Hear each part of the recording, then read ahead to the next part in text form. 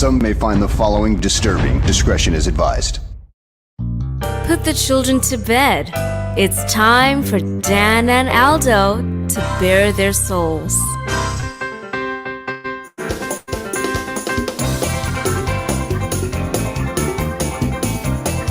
I love the Chicago Bears more than I do masturbating, and that is a lot.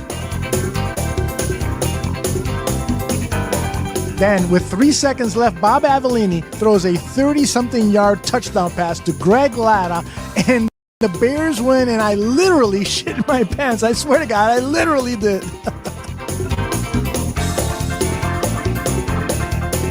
Eric Kramer, for me, I love the guy. He's a tragic figure. I mean, he embodies all that is. If they don't run the ball here, I'm going to vomit. I swear to God. Look, I don't mean any disrespect. He just didn't play that well. Not for a guy of his caliber. You know, they won, but I'm going to be miserable all week because they stunk. I don't really have any recollection of that at all, but I guess perhaps I blacked it all out. So, Dan, tape is the ultimate tool for scouts and for coaches to evaluate players, to detect plays and so forth. And they spend hours looking at tape, right? Why do they so often get shit wrong?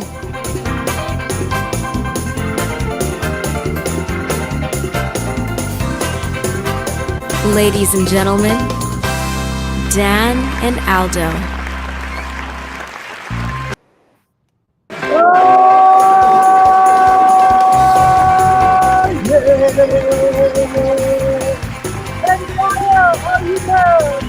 I'm here, sir.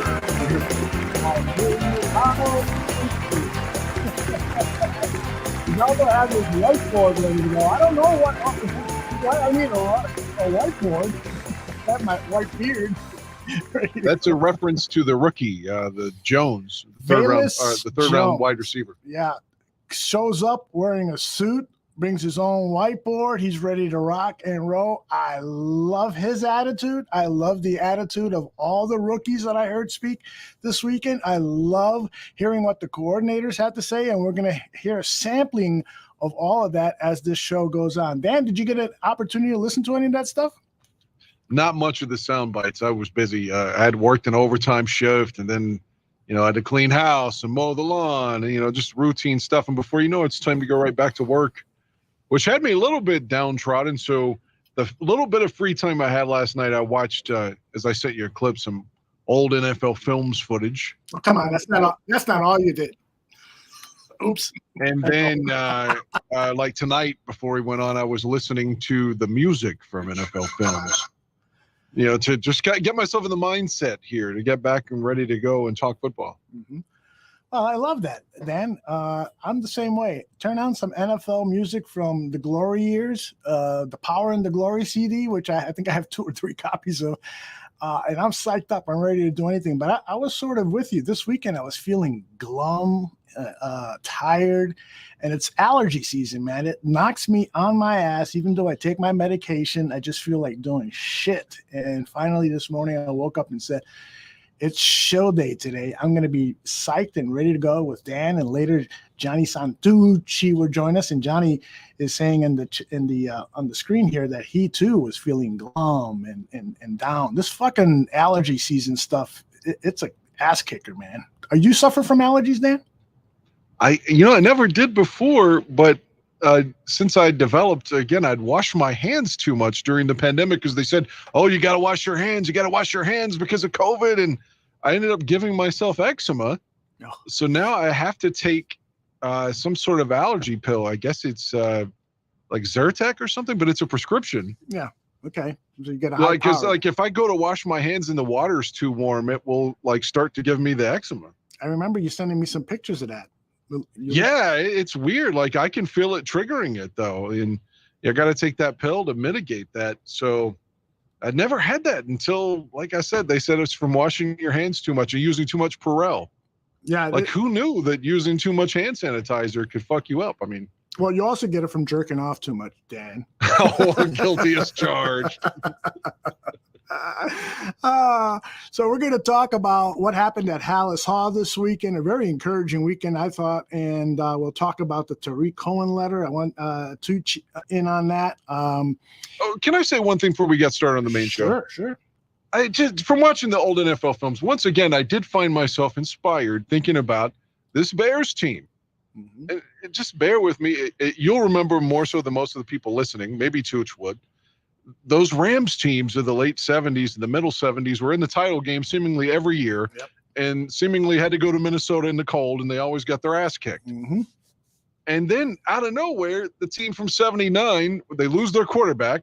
Hayden gets hurt, and they have to put in a rookie no one's ever heard of, or a young Vince Ferragamo. Mm-hmm. And they go 9-7, no big deal, but they make it all the way to the Super Bowl, and they lose by a pubic hair against Pittsburgh in Super Bowl 14. And it's just like, you never know. The team that was stacked on paper couldn't get it done, and then the team that was supposed to suck goes to the Super Bowl. The irony of ironies with those Rams teams. I mean, they had, the fearsome foursome, and they never could get it done, and they go to the Super Bowl when the team's kind of on the downside. Mm-hmm. Without all their big name stars. And maybe that's the Bears, man. Maybe we lost, the Khalil Macks and the Akeem Hickses and players like that. We thought that were going to get us where we wanted to go. And the Allen Robinsons, and then now it's a team that is not supposed to do shit, and then they surprise us. Mm-hmm. Why can't that be us? I refused to concede that it's got to be. There's an opportunity. I firmly believe it, because once more we have better coaching. I'm really think Fields is going to take a step. We're going to run the ball well. We're going to have better coaching, and the defense probably is going to be better, at least in the secondary. Definitely in the secondary. These 2 second-round picks, both of those guys are first-round caliber, and I think they're really going to dramatically improve the secondary. The problem is some of the holdovers that the team couldn't get rid of, hasn't still gotten rid of. Eddie Jackson still worries me. He worries me to high heaven, or whatever. Isn't it funny? As soon as you started saying that sentence, the first thing that popped in my head was Eddie Jackson. Yeah, exactly. I bet you 90% of the fans feel that way. The fact that he doesn't have the decency to call the draft picks, the fellow safety he probably will be starting along with Jaquan. Now I'm drawing a blank. Isn't it? Brisker, Jaquan Brisker, and Kyler Gordon, the cornerback, who's probably going to start. The fact that he doesn't even call them to congratulate them, to say, welcome to the team. I can't wait to work with you. We're going to comprise the best secondary in the NFL. That he doesn't call those guys. He knows to they're say better that? than he is already. Probably. I mean, I think he's still crying in his soup that we let go of Khalil Mack and that we let go of some other veterans. This smacks of what happened when Lovie Smith was fired, and you had some of the old veterans on defense, especially after Urlacher was let go, that they were pissed off at the organization. They were pissed off at the team. They were pissed off that they hired an offensive nerd, Mark Trestman, to head the team, and they did nothing to help the team internally. They did nothing to be leaders. The one guy that I think we should single out for not tanking, to your point, is so obviously true. Mm-hmm. But if you recall, his last game as a Bear, he tears his pec on the sideline in San Francisco, or it was the opening night of the 49ers' new stadium, which I guess is technically in Santa Clara, California. But week 2 of 14, and when Charles Tillman was told that he was done and they were showing him on the sidelines, he was crying. Mm-hmm. Yeah. I mean, you don't fucking cry if you don't have your heart into something, if there's not passion there. I'm glad that you pointed that out, because that guy, he's one of my all-time favorite Bears because he cared a hell of a lot. He cared about his own career. He cared about the Chicago Bears organization. He cared about the fans. He cared about his fellow human beings. I mean, Charles Tillman is a special guy in comparison to some of these other guys that really kicked me in the balls and let me down. And I'll never be ashamed of being a Chicago Bears fan, but those guys really were pushing it for me to behave in such a way that was disgraceful, totally disgraceful. I think you're calling out Lance Briggs, I think. Well, you remember in 13 specifically, Yes. that was I'm fairly certain that was the restaurant year. Yes. And then he got injured, which is, no one's like denigrating and saying that he wasn't hurt. But at the end of the year, at that time you could bring back like one person or something from IR. Where it's since COVID, you could do that with anybody, but back then you had like one person you could designate, and it was Briggs, and they activated him for that Philly game where we went out there and could have clinched a playoff spot and lost like 51-7. You remember that? You sure do. On a Sunday night game with Nick Foles. Yep. And but what happened when Briggs came back? Not that I'm like super in shape, but Lance was really out of football shape. He hadn't even been working out during the time he was gone. You know, he looked, stockier than normal, maybe a little bit of a pot belly, half a step slower. Yeah, I mean, Lance. It's disappointing because in so many ways I like Lance, but there's just certain things that he's done and said that I just don't like about that. And conversely, Walter, of course, we're always going to put Walter up, even if he hadn't died. But I think about the old games I've seen, and they had the strike in '82. So there ends up only being 9 games in '82. But the first game they come back, which I guess would have been week 12, but in reality, it was only the 3rd game. And so you have that time off from September to November. And what are you doing? And so the first game back, Walter gets the typical amount of Walter carries, and they're interviewing him after the game. Johnny Morris is, and they're like, "Are you tired?" He's like, "No." He's like, "I was working out every day during the strike, and I feel better now than I did coming into the season because that's all I did was work out." Like, how many other players said that? Yeah. Or did that? Right. I'm with you, man. It's Did I lose you? No, I'm here. Can you hear me? Testing 1 2. Can you hear me? I'm here. I'm here now. For some reason, I lost you. Yeah, there's been a little. Did you hear what I was saying about Walter? I heard every word. Every word. Well, what do you think about that? That's true. He was just like, I worked out every day, and he's like, I mean, every day. Yeah, that's the kind of guy that you want on your team, even if the results may not be the Hall of Fame career, but you want guys who, as the Bears' new coaching staff says, love to play the game, love to be tough, love to be in shape, love every aspect of being a professional football player. Walter Payton and the greats like Michael Jordan, they epitomized that, and they were given God-given skills that they did not let go to waste. Like we've seen so many other players in professional sports do that, who have the genetics to be great, but loafed, but didn't care, but had so many other interests that it impaired their preparation for games, that they didn't listen to their coaching staff, that they, for whatever reason, really ruined what could have been great careers. And there are plenty of Chicago Bears that we can name that are like that. And it bothers the fuck out of me, a chubby little kid who would have loved to have been able to line up at a fullback position and knock the shit out of a linebacker so that my running back could have a hole to run, but just didn't have the physical talent. And so if you look at Briggs alone is borderline, like kind of close to the Hall, but probably won't get there. But if he has, like, let's say 2 good years with Tressman there instead of 2 shitty years at the end, maybe he's in the Hall. Maybe that's the difference that puts him over. If they're like, dude, Urlacher's gone and Briggs is still just fucking killing it. Like, this guy's special. Yep. But the last 2 years, it just seems like he was just getting a check. Right. Cliff has a question. What do you guys think of Pohl's obvious plans to take the best player available and trade down to get more picks? It's the opposite of pace. I'm with Pohl's on this. Weeks before the draft, I was saying I hope the Bears don't trade any of those top 3 picks to accumulate more picks. Try to do it some other way, because picking the top 3 of the 71 players on your board is a great way to start the rebuild, as opposed to trading pick number 71 or pick number 40, whatever it was, to acquire 5th rounders and 6th rounders when those guys clearly are not going to be the better guys on your board. Once you get into the 5th, 6th round and 7th round, it's really hard to distinguish, who is better from, pick 60 to pick 150. They all sort of are so close together. So I'm really happy. if I could add to that, Please do. over the years, when we have a good player from like the 4th round, 5th round, 6th round that hits, we normally let them walk anyway. Yes. Nick Kwiatkowski, Mm-hmm.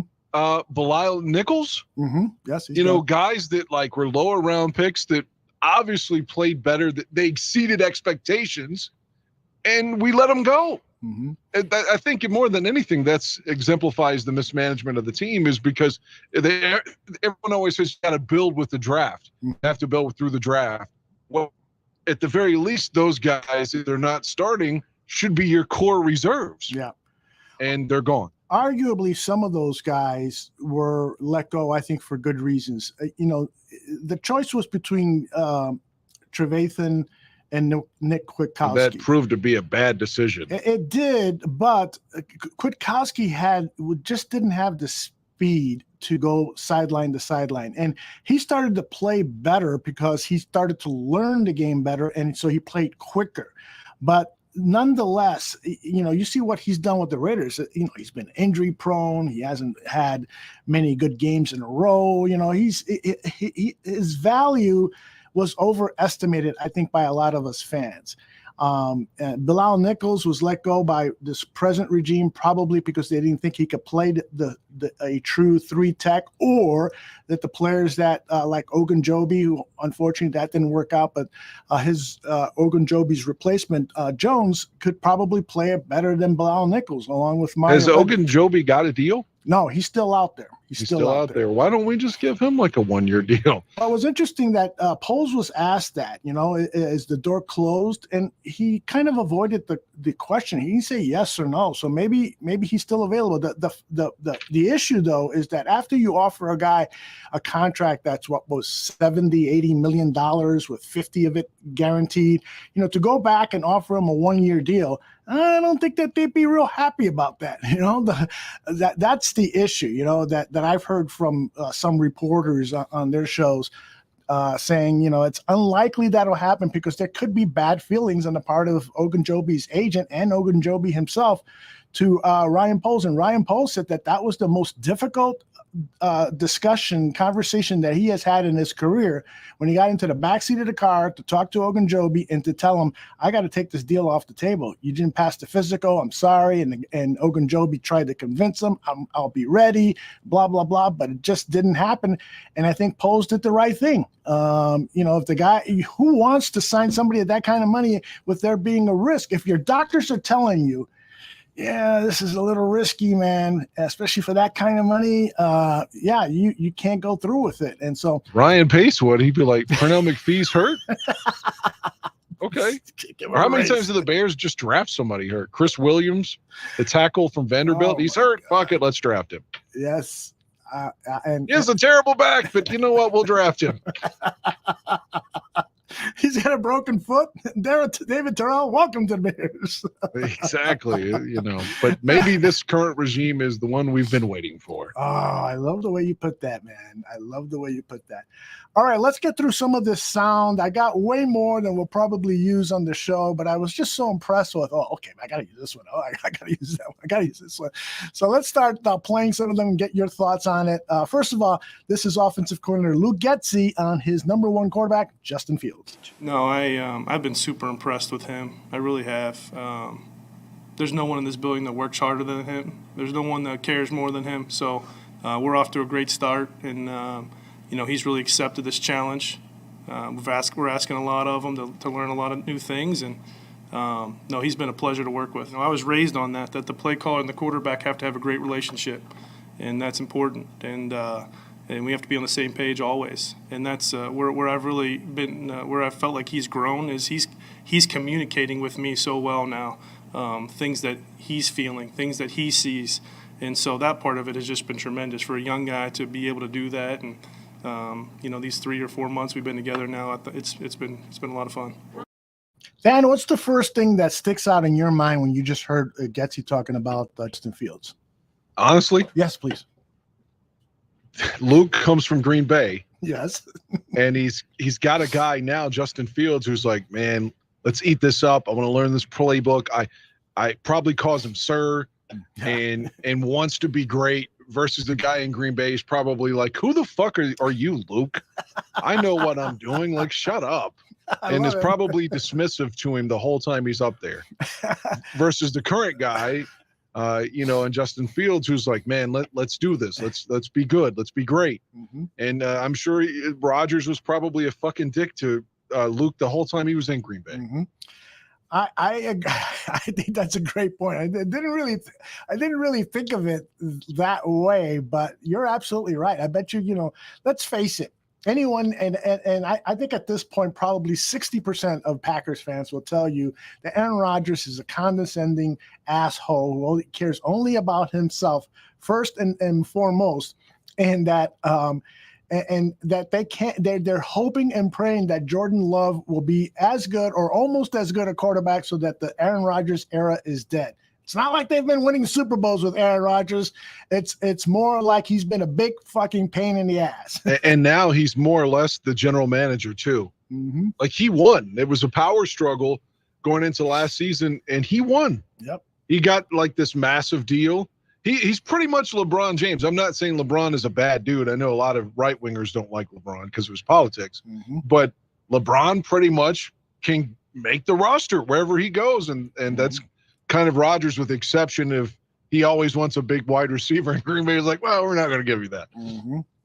Somebody up on the screen, Cody, has said that Equinemius St. Brown is going to be a stud this year. That's the player. I think that too. Yeah, I'm starting to, not that I had any doubts about him, but listen to Getsy talk about EQ in this soundbite, and it gives you even more hope that St. Brown could be a high contributor for this offense. No, I thought EQ had a tremendous year last year in his growth and maturity from where he was to where he is now. I was really excited that we were able to snag him up, because I just think that all his best football is ahead of him. So I'm excited to see. He's one of those guys, again, talk about, a big body, a guy that can run, and his toughness and all that stuff, and everything that we're gonna preach in this system. I mean, he's that expectation. He's that leader of that mindset. I love that. That gives me hope. I think, look at it this way: he's with the rival of the team that he was at, a team that he felt he didn't get enough snaps for. He didn't get enough opportunities. He certainly didn't get enough money in this offseason. So you got a guy that's coming in. I always use this Rocky III analogy. This is Clubber Lang, man. You brought in Mr. T. You brought in the guy that's fucking working out on the street. And this guy's, his whole livelihood is in the balance. Like, if he has a good year here, the Bears will give him a 3 or 4 year deal. Absolutely. They want him to be here. Yes. So go earn it. And I think this guy's going to earn it. And if he stays healthy. Yeah, I agree 100% with what you just said. And I'll add to that. I remember watching I think it was the HBO show with Gumbel on Sports, or whatever that show is called. And it was a feature on the St. Browns. The father, who was a former weightlifting champ, this guy was steroid sculpted to the T, and how he raised his two sons, Equinemius and the young man that's playing the wide receiver for the Detroit Lions. Balling. He had a good year. Yeah, an excellent rookie year. He showed a lot of promise. We saw him score a touchdown at Soldier Field. You and I did.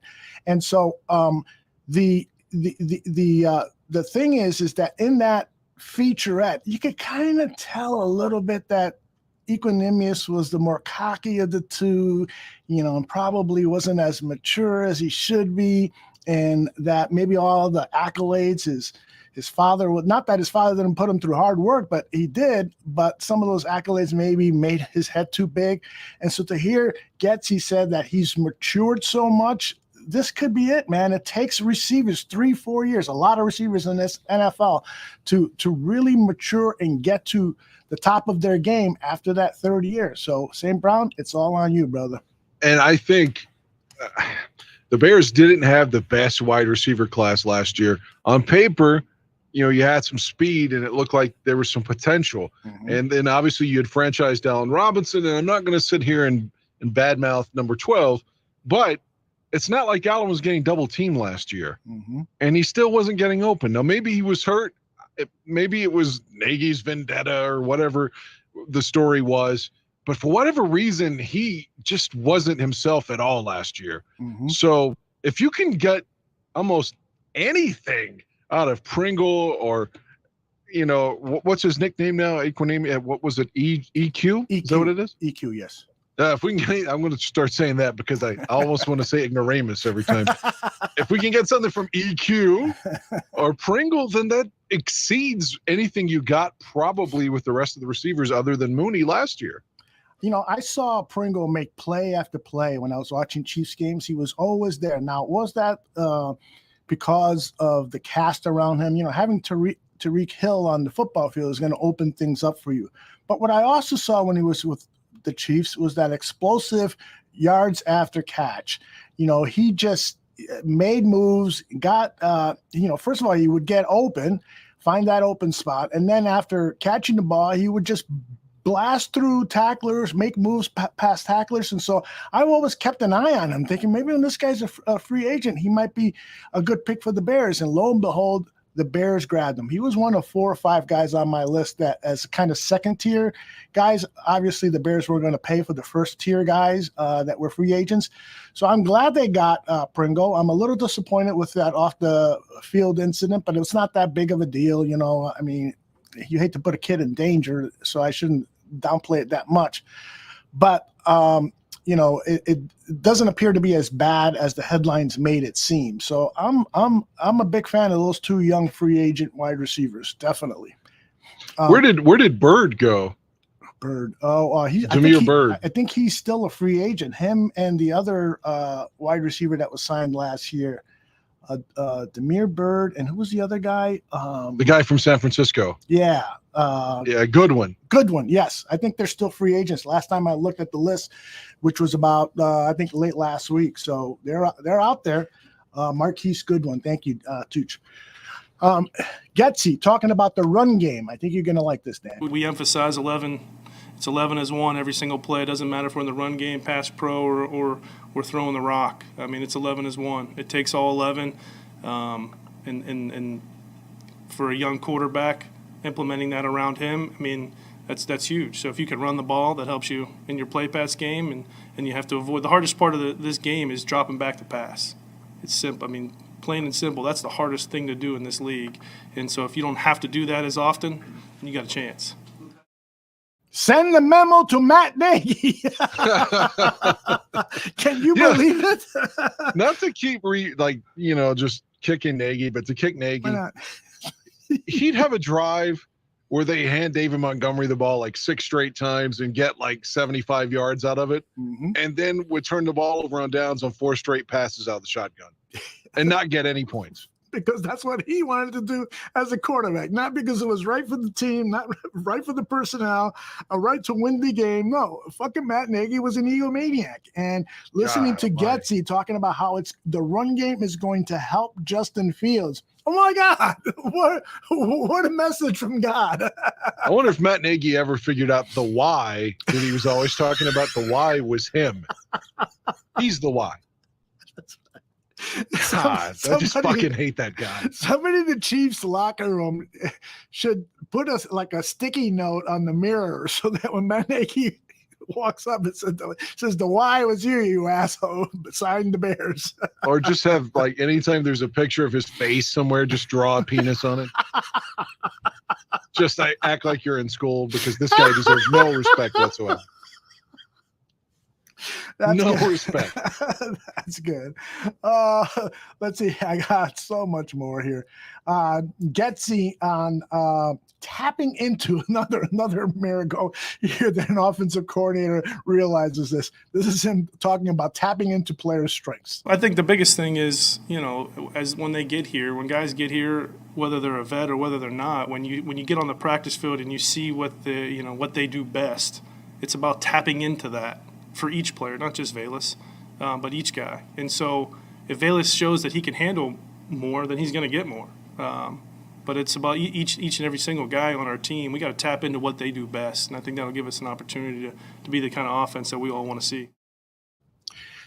Dan, that's like asking me to have an orgy and try to satisfy 3 women at the same time. I can't do that anymore. I can't.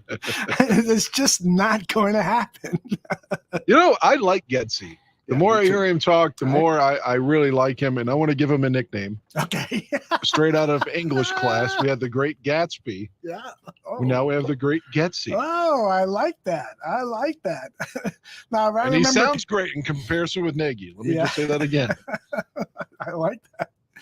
Now, this is Getsy talking about Larry Borum and Tevin Jenkins, the 2 top draft picks. Jenkins was round 2, Borum was round 5. But talking about them and plans for them. As far as their mindset, their approach every single day, I'm excited about them. I think they both have a really good chance this year to show what they're made of. And, we're trying to set a mentality up front. And I think both of those guys are good leaders for that, for sure. He loves that fucking killer instinct of those guys. That's what he's talking about there, that meanness. And Jenkins clearly showed that he had that, taking up for Fields against the Vikings. Yes, indeed. And if you followed any of Larry Borum's career in college, he had that same thing too. He would block guys down into the turf and not get off them. He would fart on them. He would do whatever is necessary to humiliate them. And so I'm encouraged by those words when Getsy says that he thinks those guys are going to have a great opportunity to prove what they're really made out of. I still don't want to see Sam Mustipher playing right guard. I'd like to see them sign a veteran cast off in June. Maybe not a cast off, but somebody that could come in and give you a bridge to your next right guard draft pick. Yeah. Well, now, again, I undervalued James Daniels. When he left, I was like, I'm glad the Bears didn't give him that money. I know some people disagree with me. I'm fine with him being gone, but you got to have somebody that can play this season in that spot. Yep.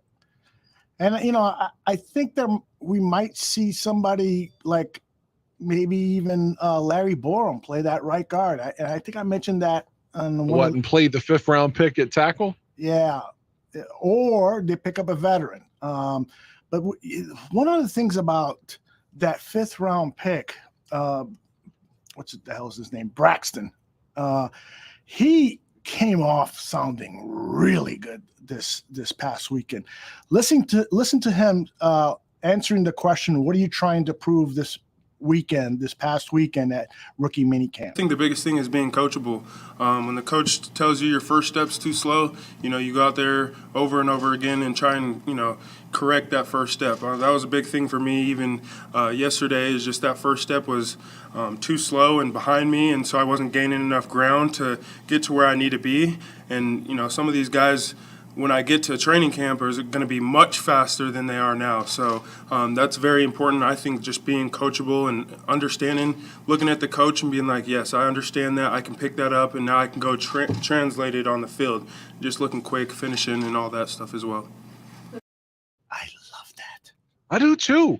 And not just what he said, because how many years, again, not to keep jumping on Nagy, but the last 4 or 5 years, even maybe during John Fox's run, anytime there was some sort of progress or lack of progress in mini camp or in training camp or OTAs, they'd always say, trust the process. It's going to be okay. Don't worry about it. Matt Nagy would say, if Mitch gets picked off 12 times in practice, don't worry about it. It'll be okay come September. And it's like, and I'm not kicking Trubisky either. I liked Mitch, but at least now it just sounds like even in May, they're like, no, these OTAs and rookie minicamps matter. And you got to learn from it, because so it's his first weekend in and they're already telling you, bro, your first step's not fast enough. Okay, I'm going to work on that. I like it. It's constructive. Yep. I'll never forget watching the season of Hard Knocks when Martellus Bennett was a rookie with the Dallas Cowboys. And his offensive line coach or tight ends coach was giving him instruction. And you could tell Martellus was like, yeah, whatever. Fuck this guy. Yeah. And in fact, he looks at the camera and sort of rolled his eyes. And I'm thinking to myself, dude, you're a dick. It's not just that this looks good on you, but it looks bad for the coach. You're basically saying, that this guy isn't good at his job. you're fucking spitting on him while he's trying to help you become a better player. Now, I don't know. I don't remember that coach's name, or maybe he ended up being a bust in the league and so forth. But you don't do that when the fucking camera's rolling on you. If you got a problem with that coach, do it man to man behind a closed door. Well, if you recall, when Martellus was here, and I liked him, but seemingly the entire time Martellus was a Bear, his brother that was in Seattle at the time was always criticizing Jay Cutler for no reason. But you know why that reason was? Because his brother couldn't say it. I mean, his brother, the defensive player from the Seahawks, I think he's with Philly now, or at least he was. I can't think of his first name, but Martellus' brother was a really good defensive player. Yeah. And was always attacking Cutler, saying that he sucked and shit. And that's when Martellus was here. Yeah. What the hell was that? He was with the Seahawks, and then he moved on elsewhere. I think the Philadelphia. Okay. All right. Let's see. What else? I got so many goodies here. Let's stay with Braxton. There were several really impressive sound bites from Braxton. Jordan said that one of the things he talked about was that he was there to learn. Michael Bennett, thank you, Tooch. Michael Bennett was the guy. And Braxton was talking about he's there to learn, but also to compete for that starting job. Now, unfortunately, I didn't pull that one. I pulled this one, where one of the things that worried me a little bit was that this guy has played a lot of football. Because of COVID, they had to change their fall schedule at their university, moved it to the spring, and then they had their fall season, and then he gets drafted, and he spends all that time preparing for the combine and so forth. So his body has not had a lot of rest. And now with the 17-game season coming up, and he might be the starter, that's concerning. He was asked about that. I think the biggest thing is kind of being consistent with your recovery.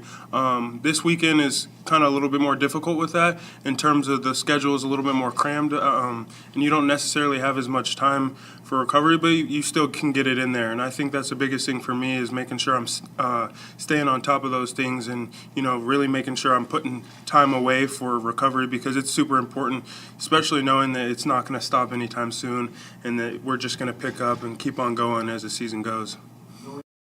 By the way, I did pull that one up, what he's trying to prove. This is I think the biggest thing is being coachable. When the coach tells No, that's not it. This is it. I would say a little bit of both. Obviously, as a rookie, you can't come in and act like you're, already got the job done. You got a lot of stuff to learn. There's, the playbook and stuff like that. But in the course of how you're playing, I'd say you're trying to take someone's job. Obviously, everyone's out there to take someone's job. So I approach, the playbook kind of like a rookie, and trying to figure it out and, master the little things and be good at that. And then on the field, when it comes to finishing and playing hard, you're approaching that like you're trying to take someone's job. When you're drafted where you were, how much homework do you do on what the situation is, and how much of an opportunity is there? How much did you do to find out where things stand? Yeah, no, for sure. When I was drafted where I was, I watched the rest of the draft too, and kind of how they drafted as well. And it looks like we're just, trying to compete everywhere. They have O-linemen here, and the situation's good here, but, last year giving up a lot of sacks or whatever, we're just trying to be great. So I think the biggest thing for them is just we're trying to get a bunch of guys to compete against each other and have fun while we're doing it. So this guy's brilliant. I fucking love him. Yeah, the best thing about what he was saying, because he said all the right things, but it didn't feel like it was rehearsed. It felt like he was just talking off the cuff. Yes. And was just telling you how he really felt. Versus, like the robotic Trubisky kind of press conference, where he's just like, what should I say in this situation? Can somebody tell me? Let me read that book on leadership and see what I'm supposed to say. Another shot. And I have no malice for him. I truly don't. It is ironic that he kind of got Mike Glennon in Pittsburgh, though, because, they signed him like Glennon and then drafted the kid from Pitt. Sort of reverse when he was anyway. The lineman, he sounded exactly the way we'd want him to, and it sounded like, again, it was his own passion, his own truth, and moreover, with recovery, at least he's still young. So it's not like, well, I don't want to say this and then he gets hurt, but his body's more conducive. It's more conducive for this style right now versus a 33-year-old. Without a lot of breaks, like you were saying, because he had to play in the spring and then the fall and then then preparing for the draft, and now he's got all this preparation for the 17 games and hopefully a couple more in the playoffs. We'll see. Who was his name? Jordan Murray in the chat says they put him up in the podium for a reason.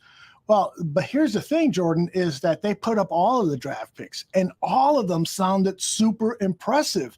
This team was drafting not only of what they saw on tape, but what they saw and heard when they talked to the players. They talked to players, and what they learned from them is that they were smart, that they love the game of football, that they love to compete, that they want to be coached up. They had all of these qualities that's why, from the tape that we saw, we may have seen wide receivers have better playmaking skills than Velus Jones, but when you add in what they learned from Velus when they talked about him, and that was echoed again when he shows up to training camp, to the rookie mini camp, wearing a suit. You know who else did that? Who? Forte. Matt Forte. That's right. True pro. When he was a rookie, he showed up in a suit. Yep. True pro. And I love that about, the way they're building this team. And you can't, sometimes you need a whiskey drinker who likes to, punch somebody in the face every now and then. Sometimes you need somebody like that on the roster. But you first and foremost, you need those guys with those qualities that I just mentioned. They're going to help you win a little bit more often than the guys who are always facing, criminal offenses. Do we have anybody on this team now that seems like the kind of guy that would Dan Hampton it? Let's go get drunk and kick somebody's ass. It's like everybody on the 85 Bears, you thinking? Well, yeah, Mongo or Hampton would fuck anybody up, but I'm just saying, like, who is anybody on this team now of that ilk? Yeah, I can't think of anyone off the top of my head. It would have to be a lineman. There's got to be somebody there. Maybe Jenkins. Offensive lineman Tevin Jenkins. Yeah, maybe. Yeah, maybe Jenkins looks like he would like to get drunk and fuck a guy up in a bar.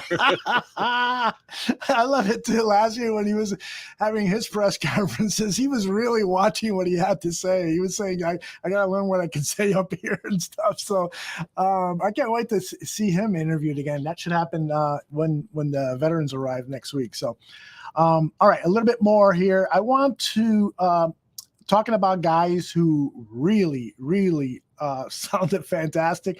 Jaquan Brisker, the safety pick with the second pick of the Bears. Listen to this guy talk about what he wants to prove during this opening weekend and in the weeks ahead. That I could pick up on the playbook fast enough and just play fast. I think that's very important. Coming in, high expectations, but also showing it on the field. Showing that I'm in shape, and then showing that I could learn the plays. Good or bad days, just always being a leader. Just always letting people know that you're there, but just having your teammates be comfortable. Really just out there just trying coach everybody up or coach myself up. Just always trying to be a coach, and then transfer to here. Just really just be myself. Don't be no one else, but just carry that leadership to the Chicago Bears also. I've been used to being a leader, so just come over here, learn under these guys, but at the same time, I could be a leader also. Here's one of the many reasons that I love this guy is when I was in management at a corporation, one of the books that I was asked to told, read this book. It's called the 360-degree leadership principle. And it's basically is that you got to lead people and everyone and make them all believe, because it's true, that they all have a role in leadership. That if you're just going to show up to work and listen to what coaches or whoever your boss is going to tell you what to do, that's not enough. That you have to participate in the leadership and talk to the coaches, talk to your boss about if I do it this way, or what do you think if I do that? Do you think I should go help this person? Do you think I should do this? And Jaquan just shared the synopsis of the book with that soundbite. This guy sounds like he is ready to replace Eddie Jackson, not only with his playing style, but also with his words and with his leadership. Eddie, you better watch out, because this guy is not going to be your teammate. He's going to be your successor. Unless they put him, I see him And I agree. I liked his sound right there as well, the sound bite. I see this guy, if he stays healthy, as being someone I probably get his jersey soon. But yeah, I envision him as a strong safety, kind of in the box, coming up and hitting the running back. And that's what he is. And then maybe the other guy that we drafted as safety taking Eddie's spot. Mm-hmm. Yeah, I think that's definitely doable.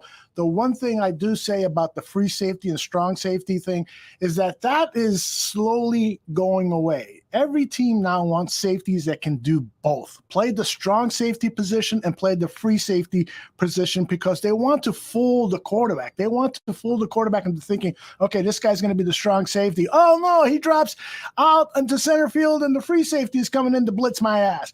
They want that confusion, and so kind of like the Mike linebacker stuff. Exactly. When you have to figure out who's blitzing. You got it. And so this guy, to me, is not only smart, but have you seen his highlight reel, Dan? Any of his highlights? Yeah, the day after the draft, I saw some, and I was impressed. Mm-hmm. Wait a minute. The breaking news here. Cassie Stewart says, I'm a Cowboys fan, but I will say that you guys drafted a great wide receiver, Velus Jones Jr. from University of Tennessee. He is actually a friend of mine. I'm a student at UT. And Cassie, let me tell you something. You look like one of those Cowboys cheerleaders in that picture. Very attractive woman and knows her stuff about football. So thanks for your comment, Cassie. You're welcome on the show anytime. And how do you think we got her? I don't know, but I wish we'd get her more often. Yeah, like, how did she become a P1? You know, it's interesting. Maybe she typed in on Google search Velus Jones and saw that we would be talking, because I put his name in our description, and I learned that that's a good way to attract different people to the show. So anyway, I'm just impressed with all these guys. Iceberg Slim is giving me the emoji saying, you dog. No, I'm not. I'm being nice to Cassie. She said that her aunt is actually a former Cowboys cheerleader. Look at that. Cassie, you want to come on next week's show? We'd love to have you. Talk about your love of football, talk about the cheerleading business from what your aunt told you. Bring your aunt on too, because one of my pet peeves is that the Chicago Bears don't have cheerleaders. And I understand. And think about this. The last time the Bears had cheerleaders, we won the Super Bowl. That's the last year that we had cheerleaders. See that? Another reason why I didn't even think about that. That was the year also that we had the refrigerettes, and they've gone. Even bring the refrigerettes back. I just want people to help with the cheering, because so many times I've gone to Soldier Field and it's 60,000 dead people just sitting on their hands, all rich people who paid $1,000 for their ticket, and or a poor guy like me who paid $1,000 for the ticket. Poor because I went to the fucking game. And they couldn't hear you nor I cheer from those seats. As expensive as they were a little far away from the field. But those were, you know what? I love that viewpoint. I went to a game with Draft Dr. Phil, where it's basically like the All 22. We were seeing stuff that you normally don't see on a broadcast. You rarely ever see in a broadcast. And then, if you want to watch the NFL films all 22, it's not quite the same as being there from those seats up in that bird perch. I love those seats, and I appreciate you buying me a ticket. You know what else would be good other than the cheerleaders? Back in the 80s, they would have like a live band there playing Bear Down. Yeah. That's right. The band, that was like, if they scored, especially in a playoff game, you fucking strike up the band. That was one of the cool things about RFK Stadium. Even as much as I hated Washington because they always beat us in the playoffs, it seemed like. But yeah, that band was badass. They'd start playing Hail to the Redskins or whatever that song was called. Yeah, I agree. Missing.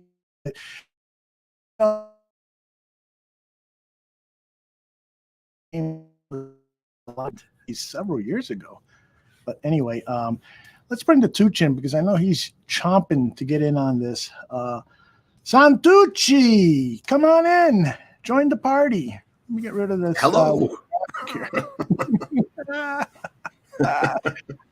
Let me do it. Hello, men. How are you, sir? I forgot my whiteboard. You forgot your whiteboard, and you forgot to wear a tie. I'm not wearing a black shirt, Tiss. I'm not like a floating head. Tooch, you've been listening to the interviews and what we've been talking about. Anything stand out to you about any of the interviews we already heard and you want to comment on? I love this Braxton Jones kid, man. Right? If this kid doesn't win a starting spot, I'm going to be a little disappointed, I'll tell you.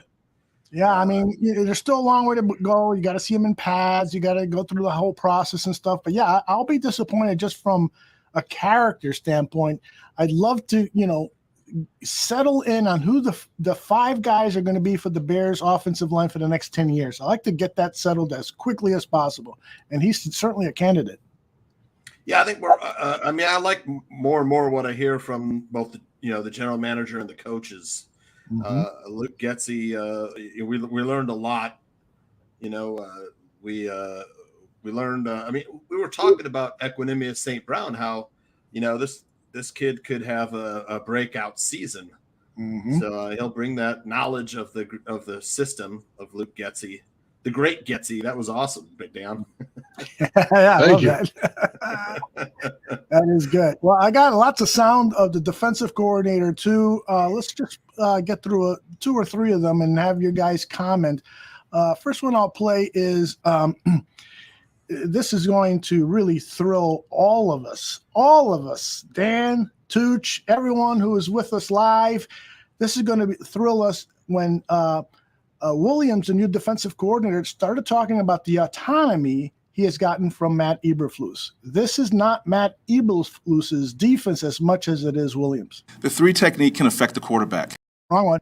He's been outstanding, what that means is he's kind of stayed away so I can put my stamp on it, so I can put my personality to it. I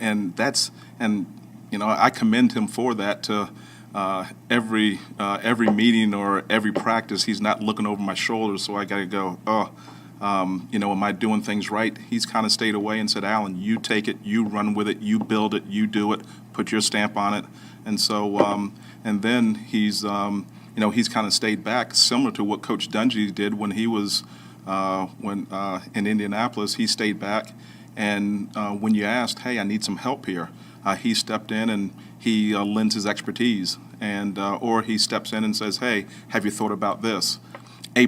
I don't know if many people could do that, have a defensive background, let someone go and put their stamp on it, and so far he's done that, and yeah, I can't say how much I appreciate that. I love these guys. It's the absolute antithesis of Matt Nagy. Yes. Nobody on the offensive staff during his run could say anything close to that and be truthful. Yep. It's like McCaskey or Bill Polian did a list. These are all of the traits of Matt Nagy. And then these are the opposite traits that we want. Who fills that the best? The opposite of Matt Nagy. Find guys like that. Exactly. We're gonna look back at that era, the Matt Nagy era, and say, "Holy cow!" After the 2018 season, we were all like, "Oh, okay, this might be really good." I know you were one of the few. I guess Draft Dr. Phil was very critical of him back then too. Working with him back after then. the second year, I'd seen enough, but. They were like, hey, find guys like this. We're going to be over disinfecting the old guy's office. Get every bit of virus and stench and contagion out of there. And thought and management philosophy. Exorcism, the priest will be here. Yes, exactly. But you know the guy we might be able to get on air seriously that would tell us about how bad he was? It's Kyle Long. Ooh. I don't know if you noticed, but Kyle's got his Bears jersey on in his Twitter picture again. I did not know that. Yeah, I mean, I assume he's probably retired now. Yeah, but he would tell. I mean, he's been on the Barroom Network before. Yeah, a couple times. And I bet you Kyle would tell you straight shoot like how shitty this guy was. Yeah, well, I'll reach out to him. I'll do a little pleading. Man, that would be awesome. Yeah, we got need some him. questions. Yeah. And that wouldn't even be clickbait. I mean, I guess to a certain extent it would be. Maybe that's what he would be wary of, or reticent of to appear. But seemingly no one from any time during his run has said anything bad about him publicly when you know all of them are sitting on it. Yeah. Well, and so we need to give that forum for them to vent. Yep. Cassie Stewart says Velus is a great person. He's thrilling to watch in the field. He is a transfer to UT from SoCal. Super nice guy. I had a lab class with him last semester. All right. So Cassie, I hope I'm pronouncing that wrong. Sometimes I say Casey, and that's not correct. Let me ask Cassie a question directly. Please. Are you going to wear a Bears jersey? Yes, when you come on the show next week. Yeah, maybe you'll be a Bears fan now. So maybe we have a new fan. Yes. Not us. I mean the Chicago Bears. Yeah. Not egotistical in terms of ours thing here. I just meant, like, is she going to buy a Bears jersey now? He's wearing number 12, I think, right? The Robinson's old number. Yes, he is. That's right. Yep. That's right. Cassie, I'll buy you a Bears jersey if you come on with Velus. All right. Oh, yeah. Number 12, Velus Jones jersey. And it won't be one of these Kmart jerseys. Kmart or the, not to sound prejudiced, but those Chinese online knockoffs. God, those are horrible. The orange is always wrong. The stuff's falling off the jersey. The size is always wrong. You bought a couple of those, right? I bought no, I had a guy I gave him the entire 2001 season on DVD, and he sent me a Jaquan jersey when Jaquan was a rookie, and that was so cool. But like the nameplate was falling off, and I mean it wasn't his fault, I mean it was just how the Chinese jerseys are made that way. But yeah, God, the color's wrong, the name shit's falling. I think I had a Kevin White one like that too. Oh my God! Because again, he was from here, WVU and stuff, and man, you talk about a bust. Big time. Cassie says Cowboys first, but I can pull for the Bears too. So, I got a good friend who's a Cowboys fan, and I don't talk to him during the season, especially if the Cowboys are playing better than the Bears, so I haven't talked to him in a while. All right, let me play another one from Mr. Williams. Let's see here. He talked about. Let me see. Oh, this is my favorite one. Chicago Bears. Every time I say that, I sometimes I get emotional. Chicago Bears. Isn't that? Did you want to hug the guy? Yes, I do. Now he knows how I feel. Like, exactly. Chicago Bears 5-11. Chicago Bears. I'm crying. That's right. The reason we cry, Coach Williams, is because they suck so badly. After hearing that clip, I will never forget this guy's name because previous to the show, I had to look up his name. I was like, what the hell is the defensive coordinator's name? God damn it. Something Williams. I already liked him better than Desai. Oh, yeah, me too. Definitely. Let me give you another reason to like him. This is him explaining the importance of that 3-tech defensive line position. He spells it out so great. I mean, one of the things these guys have been talking about from Ryan Poles on down is what great teachers there are on the coaching staff. And you can just tell by listening to Williams that he's a great teacher. Listen to this lesson on the 3T. The 3 technique can affect the quarterback. Usually it's the 3 technique, and you'll hear one of our coaches refer to it as the under tackle. The 3, he affects the quarterback, and it's the nose that usually gets all the doubles. And if the nose is getting the doubles, the 3 gets to run to the ball. Usually if you have a good 3 and you have a good nose, the ball never gets out the side of the 3 and the nose, and you can play football between the tackles. But that guy, in essence, can affect the quarterback. And anyone that you get, any position that you can get that can affect the quarterback in a positive way for the defense is a huge plus because it's a quarterback-driven league. And anytime the quarterback is worrying about, a guy or that guy, it's a big plus for the defense. I wish I had teachers like that in school, to explain to me, how the astronomy works. Explain to me how to the square root of 53 or whatever. I just never had teachers that made it, just listen to me. He's so interesting and it articulates things so well. I love this guy, man. The pervert in me would like to have had teachers that, like on the news they're always getting arrested. Yes. You know, like, she's fine. She's 28 and she blew a 5th grader. Like all my teachers look like Dorothy from the fucking Golden Girls. You never had an attractive teacher, female teacher? All my female teachers look like they would hate me, and damn sure didn't want to blow me. They wanted to fucking kill me. That's funny. And they look like my great grandmother. Yeah. I'll never forget when I was in 5th grade. Eleanor Roosevelt. Same dental work as Eleanor Roosevelt. Just looked like they came from the fucking Dust Bowl or something. You know, the grapes of wrath. That's because of the part of the country that you're from. They probably still look that way today. Maybe so.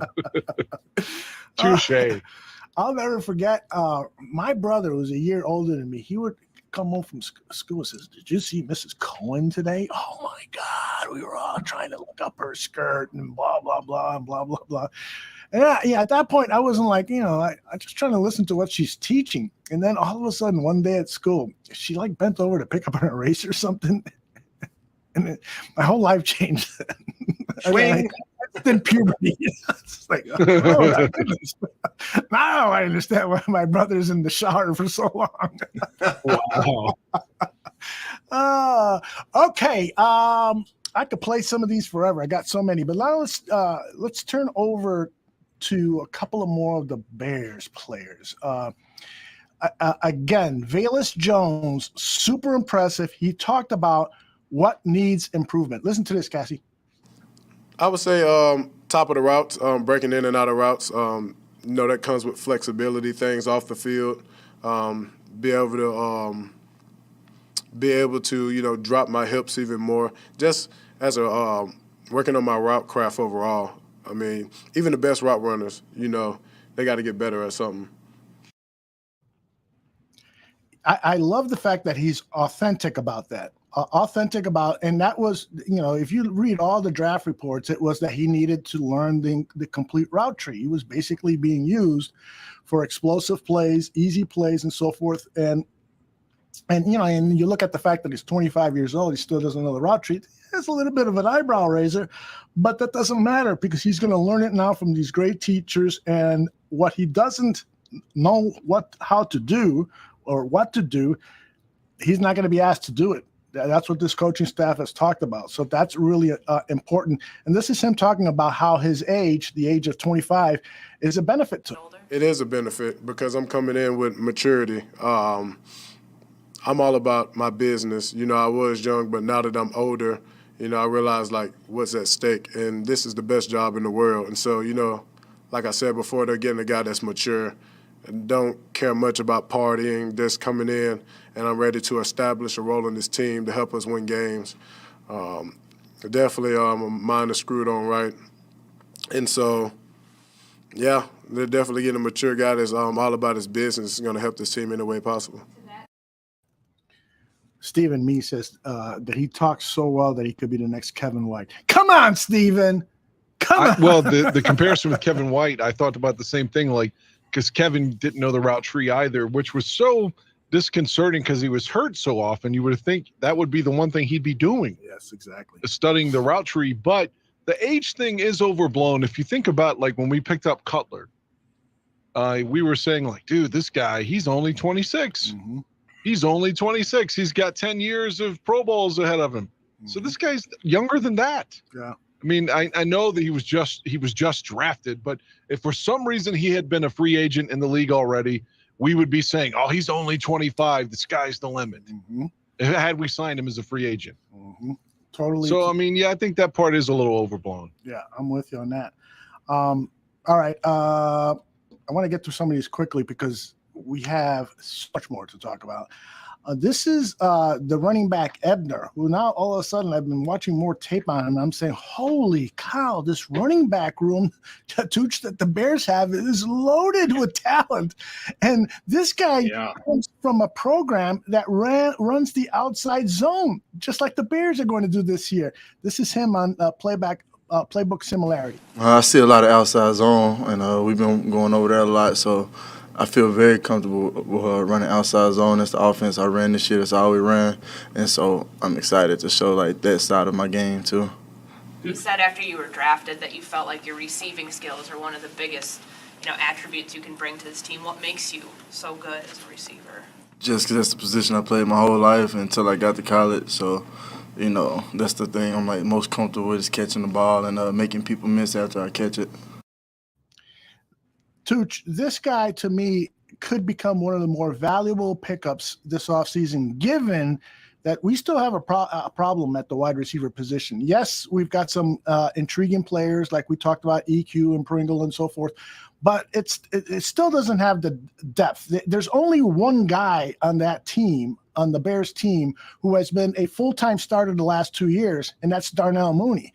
Outside of that, everyone else on that roster is not a starter. But you bring in a kid like this, a running back who can catch balls out of the backfield and really looks like a wide receiver. All of a sudden, that burden that these wide receivers have is lessened because this guy could be a weapon. I really hope that Ebner makes the team. What do you think?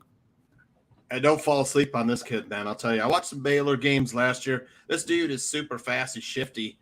I think as a third down back, he could really carve out a role, sort of like Tarik Cohen had in, 18 and 19. I know he's been compared to a larger Tarik Cohen. And, of course, we've got more Tarik Cohen to talk about later.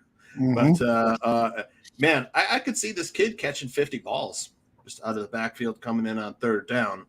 You might even see him getting first down carries. Just like Khalil Herbert did last year, because he knows, the system, is very similar to what Baylor run, the run game at the Bears. So I think this is someone you're going to be like, wow, let's get this kid a little more touches. Mm-hmm. Cliff says that Ebner was inconsistent at Baylor. Fantastic play, one down, and then runs until line ends but the next. And sometimes, it's obvious that it's the running back's fault, but sometimes it's not obvious that it was the lineman's fault or somebody else's fault. So, and he readily admits that that's something that he knows that he can do, but he wasn't as proficient in that as he should. So hopefully he will prove otherwise. Dan, any thoughts on Ebner? I'm not sure that he's going to play. I mean, I hope that he ends up being an awesome draft pick. But we've got Montgomery, we've got Herbert, the kid that they signed from the Titans as well. Darrington Evans, yes, you're right. Yeah, and he was supposed to be a third down back. Yes. I'm not sure if this guy sees any PT at all. He might be the 53rd man or on special teams. Mm-hmm. So, because again, we've drafted two guys, unless he's a returner, but then again, that's what they were saying Jones he is a returner. Yeah, he was one of the best returners in the country. As being inevitable. Mm-hmm. Mm-hmm. Well, it's interesting that you say that because Hightower was what's his first name? Bubba Smith? Hightower? No, not that. The new special teams coach, Hightower, says that he was asked, who is the returner on this team? I envision anybody that has a helmet on that's a returner doing both. So if anyone has a helmet on, we're going to train them at both, and then we'll see what they can do best, and we'll put the best guy out there that helps the Bears be successful. It does wonders for the guys, for the players, because they can look around the locker room and see, oh, that guy can return. Oh, he's good. I'm not comfortable, So there's competition there. And it's awesome just to have some options, So it does it's done a huge boost, but we still have a far way to go. We haven't put on pads yet, but it's really good to have options. I love this guy too. This is the guy I want to have a beer with, as opposed to the last special teams coach who took him 2 years to teach his special teams players the rules. I can't. The last special teams coach that I really liked was Danny Abramowitz with Ronnie. He was great.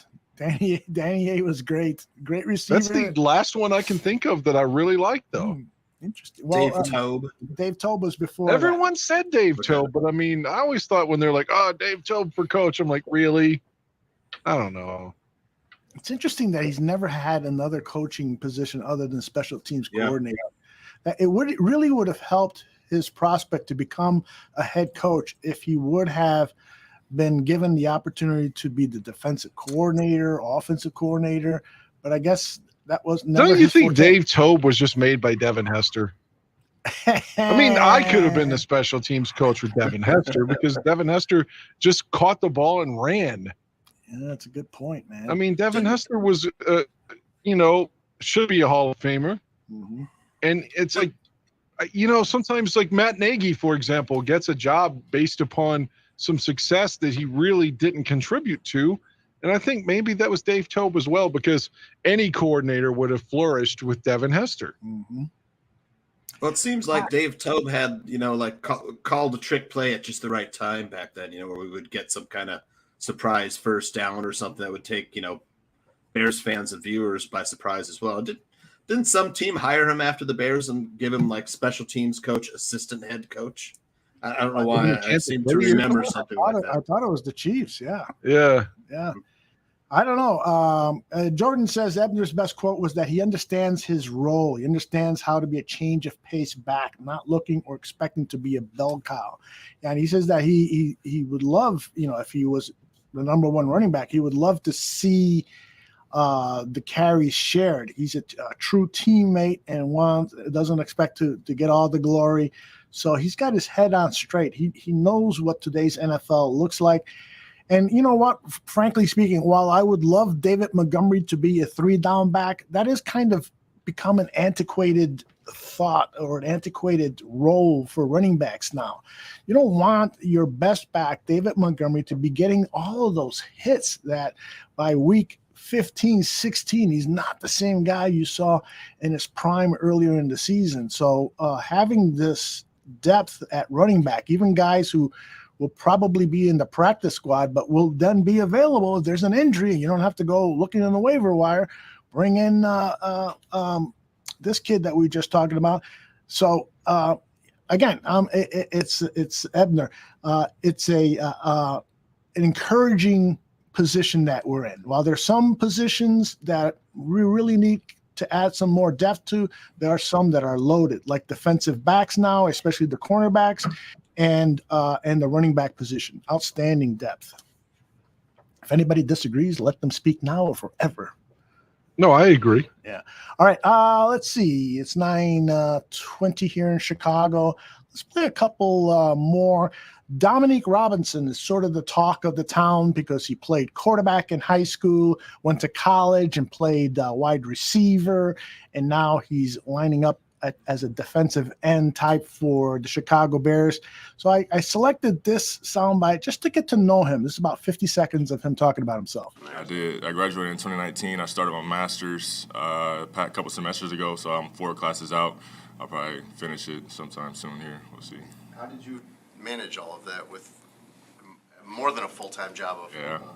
It was it's a lot more easy than you think. My social life is, I'm married now too, so I've been talking to the same girl ever since freshman year, and I don't have much of a social life. I don't like going out. I don't drink. I don't smoke. So, doing work was not hard. Sometimes it was a little tough getting the work done. You got roommates and stuff like that, but it was easy to manage. It wasn't nothing crazy. Do you have aspirations in that field? I do. After the playing is over, I plan on getting back into the school systems, doing some high school counseling. I love this guy. I love them all. This guy, I want him to be my high school counselor. Can I go back to high school and have him be my counselor instead of Elizabeth Maldonado, who ended up being part of the FALN and is still in jail for plotting to bomb the capital of the United States? That was my high school counselor in freshman year. I want him.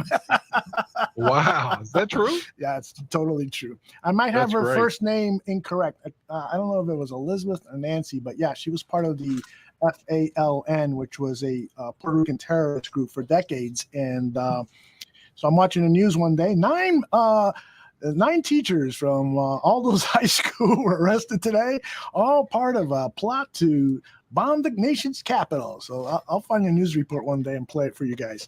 But yeah, I like this guy, man. Dominique Robinson, the best defensive end in the draft. I don't know if that's true, Iceberg Slim, but could become, right?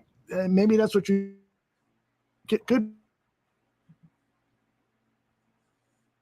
out of Hutchinson, who's going to be a huge bust. Detroit, primarily because he's going to wear Detroit colors. I like giving it to Don Burr.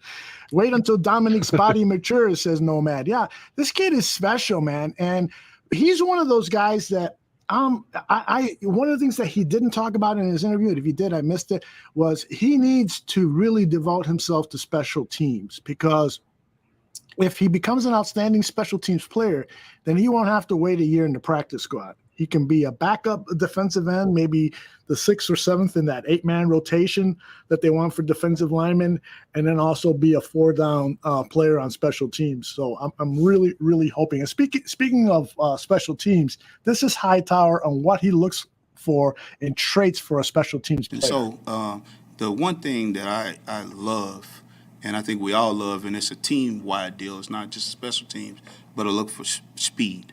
All right, speed, explosiveness, how fast the guy is, and not necessarily how fast he times, how fast does he play football, you know? And then obviously when we get the pads on, we look for physicality. Is a guy physical? Is he tough? And really, if he loves football, and does he love it 24/7, or is it a guy that just loves it on game day? Outstanding. I love all these guys. I love the entire coaching staff that has spoken to the media. We've gotten, and then I haven't even heard the position coaches talk yet, and I really want to, because they are described as great teachers, and I love talking to people who have that kind of academic approach to sports. You need coaches who are smart and know how to articulate their lessons to players in a way that they can then convert that knowledge onto the playing field. And so I can't wait to hear those guys, hear more of these players. Outstanding. I won't play anymore. I have dozens more, but I won't play anymore. I just want everybody to know that we should all be hopeful. We may not make the playoffs this season, although Dan is betting one of his 57 jerseys. No, I'm not guaranteeing anything. I'm just trying to tell everyone I don't see us being as poor as everybody says. I'm with and you, like bro. bottom 5. God, who was it? That guy that used to be in Detroit that ran out the back of the end zone. That's an analyst now and had that safety Orlovsky. Dan Orlovsky. Yeah, who's got all these opinions considering the guy was fucking terrible as a player. But okay, he said that Justin Fields will be in the bottom 5. I mean, how the fuck do you know that? And I repudiate that. I don't think that that's true. Thank you. I'm with you. Tucci, your hope level, has it risen just a little bit listening to these guys? Just a little. Yeah, very much. Oh, look at that. Damn, we got him. Yeah. We got him. It's He's like- gone from a pessimist to not quite as much of a pessimist. Well, Now we it's need like to get the- Zimmerman because he was saying it doesn't matter. This year doesn't matter. No, it always matters. It's Always like they matters. said, we drafted the opposite of everything Nagy. We've hired and drafted everything opposite Nagy. We've drafted kids that are smart and well spoken and good characters. It looks like, and then the coaches are all confident and well spoken as well. They have a good plan for everything. It seems like they know how to coach, which is a change from Maggie and company. But yeah, I'm It's really kind of happy. the same to my ex-wife. She's with a Republican who has a big giant beard, and I'm a left winger who is always clean shaven. So she got the exact opposite. And every time I'm like mentioned that, God, you married a fucking right wing or going to marry a right winger or something, she's like, he's not that bad. She's a liberal too. So. That's funny.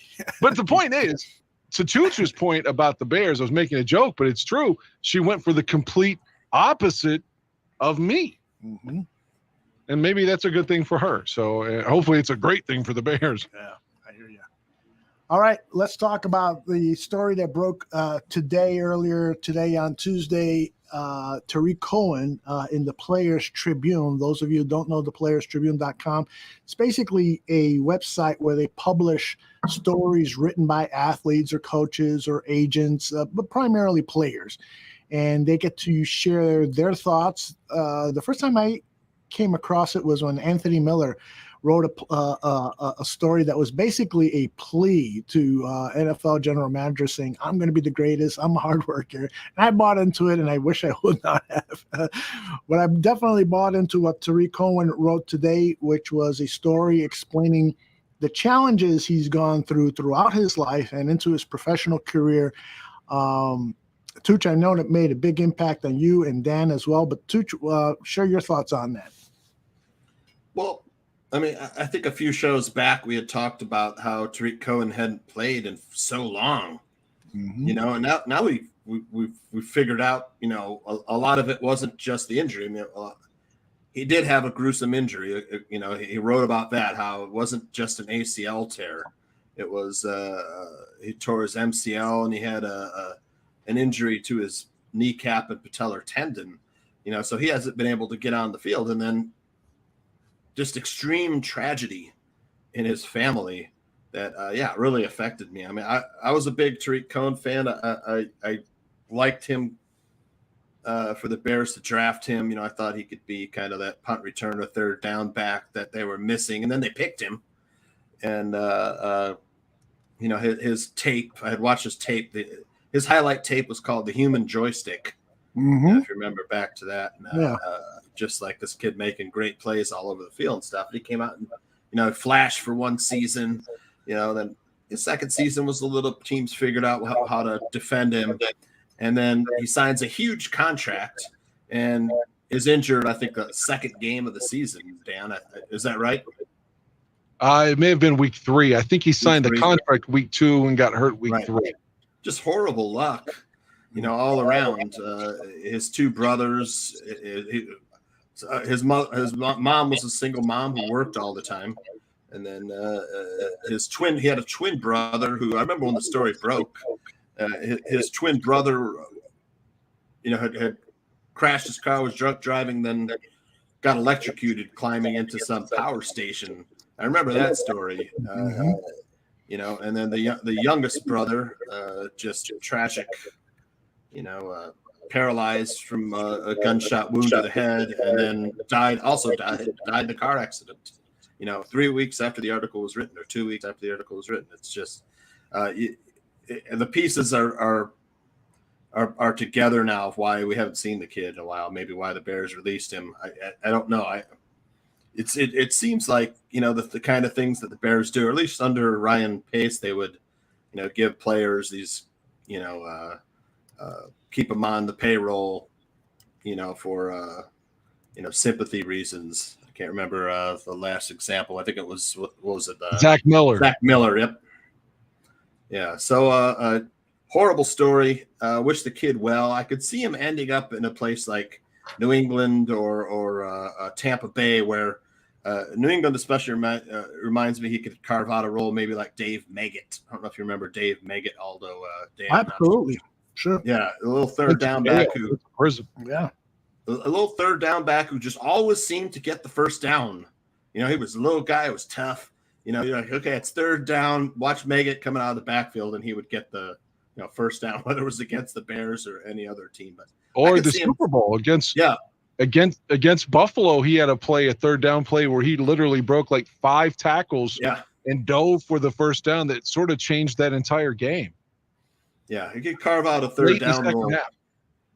A team like New England or Tampa Bay. I mean, Tampa Bay is missing that kind. They just have Leonard Fournette, you know, kind of who, you know, it's more. He's also their primary runner, you know. But I could see Tarik going in there and getting a third down back role, be like a safety blanket for Brady or Mac Jones in New England. Dan, your thoughts, please. Well, I've said it on air before, and not knowing everything that it had happened in Tarik's personal life, I'll say it again. I'm glad he got paid. Just like he referenced that, yeah, you got your rookie contract, and you go from the negative, you go from the red in your checking account to, oh, I've got in excess of $600,000, which, oh my God, I'm rich. But he couldn't even afford to buy a house with that in Chicago. Exactly. But like he said, he gets the new contract, and now he's buying his mom a house. He's buying himself a house. But by the next week, his whole life seems to be taken away from him. and a cruel twist, ironic, it's not fair. And again, they didn't even throw a flag on that play. And but at least he got paid. And the Bears are $1 billion corporation, so I don't feel bad for them having to pay him. I'm glad he got his money, and I wish him well in the future. Unless he goes to Green Bay or Minnesota, then I'll have to root against him. Nothing personal. Let me address something in the chat column. Herney 777 and Mo Bierman. But first it was Herney saying that where is it? That Tarik got paid, so he's not crying in his sleep about what's happened to Tarik. And I replied saying, Herney, no amount of money can replace a deceased family member and see another one paralyzed. And then Herney has replied, I'm not saying anything about that, Aldo. I'm a football fan. I don't understand where you're coming from, Herney. This is a human being. And he wrote a letter to himself when he was 17 years old to explain to him the hardships that he was going to encounter and how those hardships would affect his life. That fucking money doesn't mean shit when you lose a family member. 2 family members. Exactly. 2 family members, excuse me. Yeah. And so I don't understand the kind of insensitive comment that you wrote there, Herney 77. So I apologize if I got it wrong, if I misunderstood the intention of your comment, but I just feel like that's inappropriate to say when we're talking about a man who's lost family members and the millions of dollars that he has acquired since then. It doesn't mean shit. Herney, does that mean we're not supposed to feel bad for Mongo? Exactly. Because Mongo won a Super Bowl and was a professional wrestler and had a beautiful wife and massive notoriety, but now can't move in his bed? How much does that money help him now? And Herney responds, I was talking about contracts. I'm not talking about his personal issues. All right, well, you didn't do a good job of explaining that. We were talking about the personal letter that he wrote about those tribulations, those heartbreaking events that happened in his life. Maybe he was responding to what I was saying, that I was glad he got paid. Maybe, but I think that was he posted that before you said that, Dan. Oh, okay. I don't want to make a big deal out of this, Herney. You're a good guy. You've been on here often. You're here often when Mike North is on and so forth. So I appreciate your support and you being a part of the show. But I don't, when I posted something on Twitter today and retweeted the article and said, wasn't fully, unbeknownst to us was the wording that I had, that Tarik had all these challenges. And then, God, I'm forgetting his name. Guy who used to be on here a lot, but he replied to say, well, Bears fans knew all about this. Well, we knew about the incidences with his family, but we didn't know the mental toll it was taking on Tarik. A lot of times we don't think about those things. We bypass that. We're focused on the football. We're focused on is he performing at a high level? Why is he running out of bounds? Those were criticisms that I leveled at Tarik, and I'm not saying he was running out of bounds because of the family problems that he had. Well, just look at Robert Quinn. In 2020, going through a divorce, has the worst year of his life, and got his head on straight again. And look what happened in 21. Perfect example. And that's why, and this is not a knock on Phil and Shane's operation. That's why I've always disagreed with the expression, the tape never lies. The tape always lies. The tape doesn't tell you what's going on in between here, in between the ears. It doesn't tell you what grief that player is playing through. It doesn't tell you what pain that player might be playing through. It doesn't explain some of the things that you're seeing on tape that you're being critical of, but you don't know if perhaps maybe the guy was coached incorrectly. Perhaps it was somebody else on the offensive line who made a mistake. Perhaps it was somebody on the defensive backfield who made a mistake that made you look bad. And so that's why I've always had a problem with that particular wording. The tape does sometimes lie if you're going to rely on it for 100% accuracy on how to judge a player. You've got to know more. Why do you think these scouts spend so much time talking to family members, talking to coaches, talking to friends about these particular players? They want to know what's going on in their lives. They want to know the makeup of those guys. They want to know if they can overcome human adversity so that they can go out there and perform at a high level time after time after time. The tape doesn't say that. It doesn't. Sorry. That's something we'd have to give some credit to Brett Favre for. I always shit on Favre for seemingly being a terrible human being and a guy I hated as a player. But what happened? What was it, the day after his dad died against the Raiders, and he throws for like 470 yards on Monday Night Football? Yes. Sorry, I was reading something. No, I was just saying Favre had an incredible game right after his dad died, which is incredible.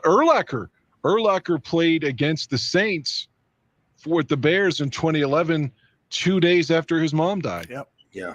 Great point that there are some times, that human adversity can give you superpowers. And you go out there and perform like you've never performed before, even if you are a superstar. So that's a great point, Dan. The article was so well written, the letter by Tarik Cohen, just the style and the storytelling of it made it, extra emotional for me. You're really inside the story, this tragedy. So the way that he wrote it, it really came from a place deep inside. And I thought it was important to share, and I hope everyone who didn't get a chance to read it, gives it a read. And from a football standpoint, it was great to hear that he's finally feeling like he can plant that knee, and play without thinking about the injury. So, pessimists, and I'm one, or cynical people, and I'm one at times, could say maybe he's just making a plea to an NFL team to give him a look and so forth. Well, if that's the case, fine. He's entitled to do that. But the rest of the story, where he's talking about his dealings with all the adversity he faced with family members who made poor choices, those young men made poor choices, but it impacts everybody around them, mother, father, brother, and so forth. Do you all think that the Bears, again, just look like – I always said that the Bears just let Cutler's reputation go down the toilet in that championship game when they could have come out and said the dude's hurt, grade 2 tear of his ligament, and he can't stand. Like, they should have told Fox that immediately when they found out. And on this, Tarik was talking about all the haters he had on Twitter, people saying he's lazy, complacent, and all that obviously bothered him.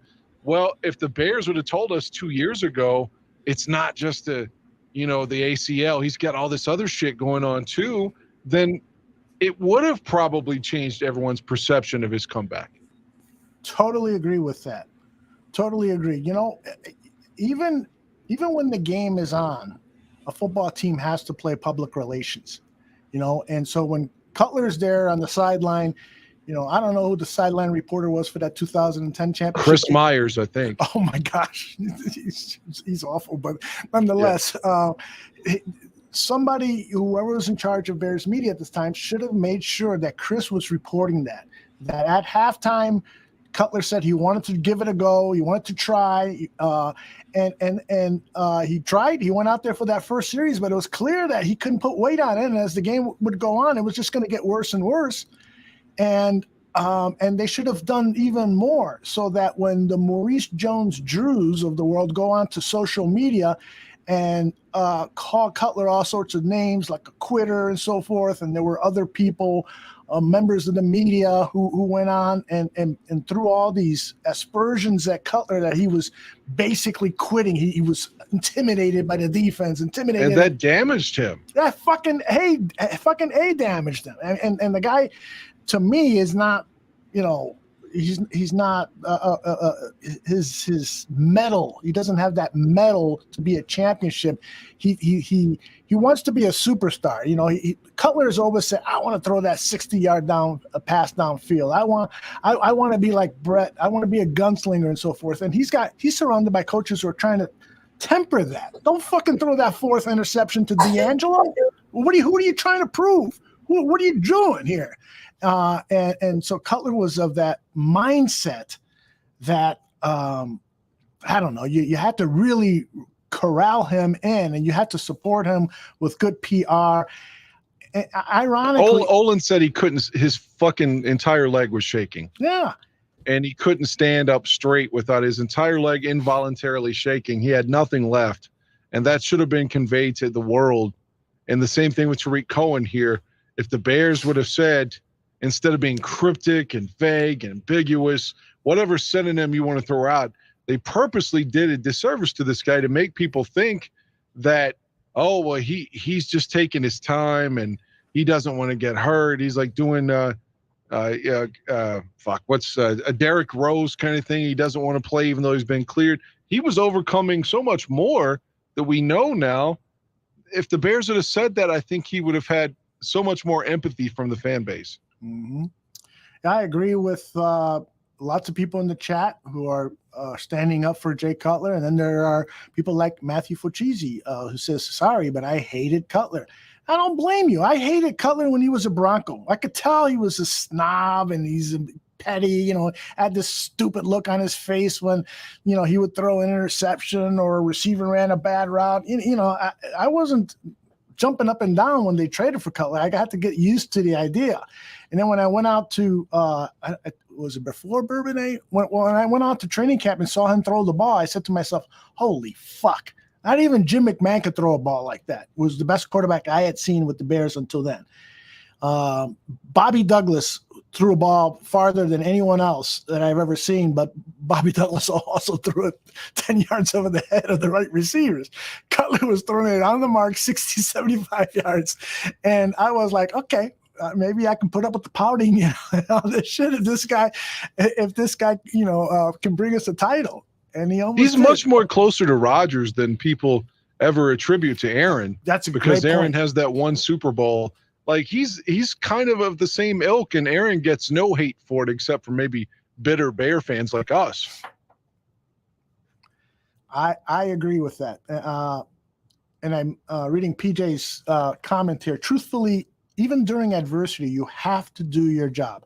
It's not fair and probably doesn't apply to football, but where I come from, we have to keep pressing onward, upward, and forward. I totally agree with you, PJ, but I think you will admit that it sometimes is harder to do that with some of the adversity place. And, kudos to those who can, and I'm not going to condemn anybody who can't because, we're all different human beings. But I agree with you. Even during adversity, in my professional career, I've had times where I shit happened, really bad shit happened, losing someone I loved, divorce, and all sorts of shit. And my employer was saying, hey, I really need you to cover this for me. I don't trust anybody else. You're the guy. I did it. And I was fucking very well compensated for it, but I did it, and I did it to the best of my abilities. And so I know that at least from my scale of life, I never had to perform in front of 65,000 people and millions watching on TV. That's a different And story. a guy that's you're not getting the shit knocked out of you like Cohen could. No, Potentially emotionally, coming I out was of the getting backfield or returning a kick. Yeah, emotionally, I was getting the shit get knocked out of me, but not physically. That is true. But I don't know. I just wish that all of us withhold our criticism of athletes a little because sometimes they're going through stuff that we don't know. The thing we should have mentioned earlier, the ultimate is I brought up Brett Favre playing when his dad died. Mm-hmm. When Buster Douglas beat Tyson, his mom had just died. Oh, I did not know that, or maybe I forgot it. Holy shit. That's a great example. Holy shit, man.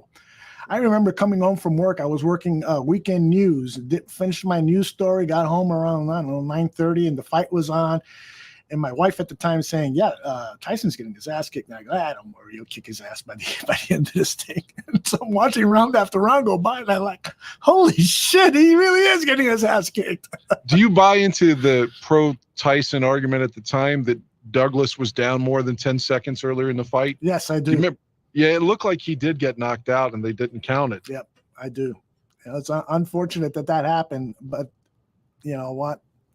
Douglas still was the better fighter that night, but you're right. And then Evander just tore him up in 3 rounds. Yeah. First fight. Yep. Back to reality. Exactly. Remember that song, Back to Life, Back to Reality? Soul to Soul? Yes, indeed. We were talking before we went live about, this was mainly Tooch and Dan, about what's happened to heavyweight boxing, man. There's just nothing worth the, $85 they're asking for to watch a pay-per-view boxing match. There's just nobody out there that we really are rooting for. I don't know if we've got any boxing fans in the chat, but correct me if I'm wrong. To me, it's become an elitist sport. You have to be such a dedicated boxing fan to lay out that kind of money. I love the game of boxing. I would rather lay out money to go see a replay of Ali Foreman, any one of those they had one fight. Joe Frazier and Ali had 3 fights.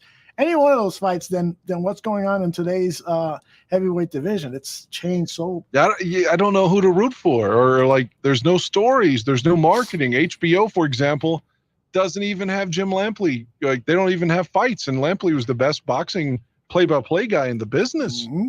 Yep. And he doesn't even call fights now, unless he's gotten another gig that I'm not aware of. But the last heavyweight fight that I was like super psyched up to order was Lennox Lewis and Mike Tyson, and that was 20 years ago. Now, I was excited for Lennox Lewis and Vitaly Klitschko, but that was on HBO Live. I didn't have to pay any money for it because a lot of people didn't know the Klitschko brothers, and they were badasses, man. They were smart and could fight, but Vladimir kind of got a lot of hate from people because he was sort of like Mayweather in the sense that he was a student and was okay by racking up points and winning and playing defense versus trying to knock you out. He was boxing you, not fighting you. So a lot of times people didn't give him the respect that he should have gotten. Right. But the point is that the super heavyweight in the 90s, 80s, and 70s, you had 4 or 5 fighters that you could point to as being just great. You know, in any era, you know, like from my youth, it would have been, you know, Tyson or Riddick Bowe or Evander Holyfield, Lennox Lewis. I mean, and you don't have anything like that now. Right. And I think you just responded to the comment that's been up on the screen here for the last 60 seconds. Stephen Mee from across the pond says, Tyson Fury was entertaining, but Americans only care about American champions. And while there is some truth to that, Stephen, but I love the Klitschkos, though. Yeah, and they weren't American. Yeah, Dan just explained how much he loved the Klitschkos. I loved watching them too, but it was always, you know, weird. Where are they? What channel on that? Do I got to pay? And then more recently, who was I thinking of? Not more recently, but Lennox Lewis. He was not an American. Was British, yeah. Yeah. Frank Bruno. He was not an American. I wanted him to kick.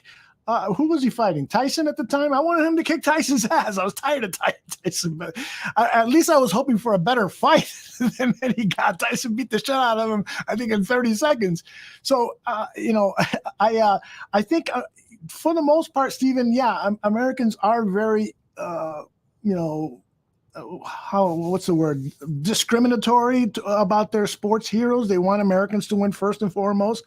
But I've found Tyson Fury to be a very compelling guy to watch. I've always watched the replays because I won't, again, pay the pay-per-view money. But who, after Wilder, he's beaten out 2 out of 3 times, who is there for Tyson Fury to fight? I don't know. Maybe there are some good guys, but it's certainly not getting the coverage, right, Tooch? Mute. Mute is your friend.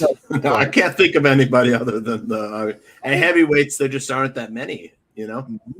Yeah, and to add to your point with the Klitschkos, like I said, the problem with them, and I understand why they were doing it. They would be fighting in this huge arena in Germany that sold out, and were making far more money there than they would have here. But on the flip side of that, because of the time difference and such, it was hard for us to even watch it live. Exactly. It would typically be at like 2:30 p.m. on like Fox Sports Net or some shit. You know, it was easy. It wasn't hard to. I mean, it wasn't easy to access here, and it wasn't marketed here, which is unfortunate because both of those guys, just their story alone should be compelling enough to have people want to watch, you know? Yeah. I'll ask Steven this question. How does he feel about today's heavyweight division in pro boxing as compared to what it was? Because clearly you don't think it's as good as it was years ago. But correct me if I'm wrong. I haven't been following the fight game as closely over the last 10, 15 years because I've seen, I actually watch much more MMA and what's the other one? I watch more of hand fighting and that sport than I do. I can't get into UFC. So if UFC, that's what you're talking about. That's exactly what I was talking about. I can't get into UFC. Why not? Why not? I mean, there's always a moment where there's a big fight, like if you're in a bar or something, it's on, and you might have a good fight, but the rest of the pay-per-view is just guys laying down in each other's arms and shit, like in a hold, like a rest hold. I don't know. I love boxing. I think boxing is superior, but UFC is so much better marketed. Mm-hmm.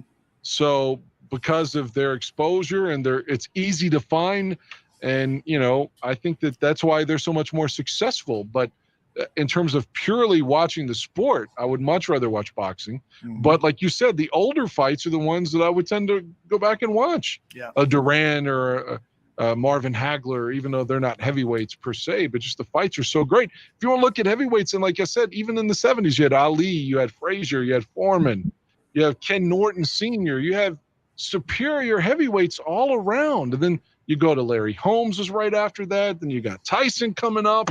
It's just like a constant turning, Evander, but all that stopped in the 2000s. Why? The fighters didn't stop getting trained. Yeah. Jordan says, Jordan Severia, the reason, Dan, is because UFC sets up the fights you want to see, not this crap boxing sets up. Well, that's been part of the other issue with boxing. It's so fucking corrupt that's turned us off too. That's a good point. You don't feel good about laying a bet. You feel like you're always going to be disappointed if it goes to the cards.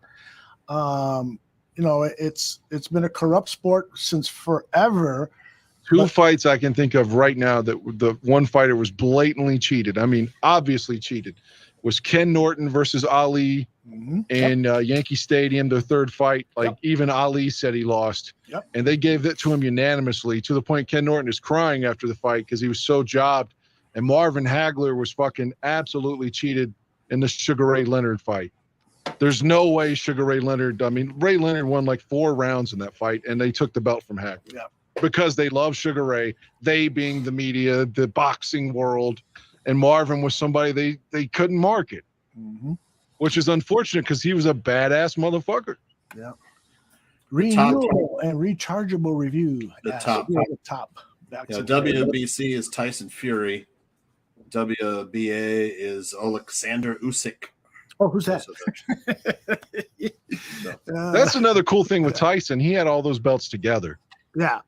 He had them all unified. That's how bad he was. Mm-hmm. Ask that guy on the plane if Tyson can still throw. Beat the shit out of him. That was another topic that I really wanted to talk about. But from the standpoint of, should we give leeway to people who are being heckled and then get their ass kicked? Like, for instance, I wasn't there, so I don't know for sure what this guy was saying, but from the little video and reports that I've seen and read, this guy was being a super ass nuisance for a long time on that plane. And Tyson took a picture with him and was so outgoing. He took a selfie with him, and the guy wouldn't leave him alone. Exactly. So, like Alex Brown in the Skybox, Aldo. Yeah, that's right. That's right. Bears, former Bears defensive end at Soldier Field. We had rented we couldn't get rid of him. No, football draft. And my goodness, I love Alex. Yeah, he's great. We showed up at 11 a.m. and he came over to greet us at about that time, and he already had a drink in his hand, and it looked like it was not his first. But what I'm saying is, if somebody is being pestered to that degree, I don't think there should be criminal charges even contemplated against Mike Tyson. We just give him a pat on the back and say, listen, we're glad that you beat the shit out of him. You didn't leave any lasting injuries. He's going to be able to walk and talk, unfortunately, talk without any impairment. So you're free to go. Goodbye. And Tyson hasn't faced any charges and will not face any charges, according to a report today. But I think that should be the case all around. What do you think, guys think? Somebody's fucking with you, talking about you or your girl or something like that. Beat the shit out of him and don't worry about repercussions. But I don't know if I want to make that standard, although in theory I agree with you. But like Conor McGregor's got this this rep of like, just if someone just tries to take a picture of him, he's ready to attack them. Mm-hmm. Or grabs their phone and makes it, shit like that. So, I mean, where's the line? Yeah. He could say, I'm being heckled. And then he physically assaults someone probably for nothing, like 30 seconds in, versus Tyson, from all reports, was like, this guy was bothering him for almost an hour before he lost his shit on him. Yeah. People forget where they are when they get on airplanes and stuff. It's not your house. You know, you just saw the guy breaks out the guitar of the church group on the plane, the viral video. It's like, come on, man. I'm on a flight. I don't want to hear Kumbaya on my flight. I want to sleep or read my damn book. You know, or you ever get on a plane and like someone like in front of you or behind you, they take off their shoes and their socks. So you have to fucking see their feet and smell their damn fucking feet. You know, it's like, you know, it's like you're not at home on your couch. You know, leave your shoes. They'll put their bare feet up on the back around the side of your seat. You know, it's just like people forget where they are on the airplane. I don't know what it is. I'll never forget. I was on an international flight and I had an aisle seat, and about 2 rows, maybe 2 rows in front of me, there was a woman reading Penthouse Forum. I think it was Penthouse Forum. It would be digits.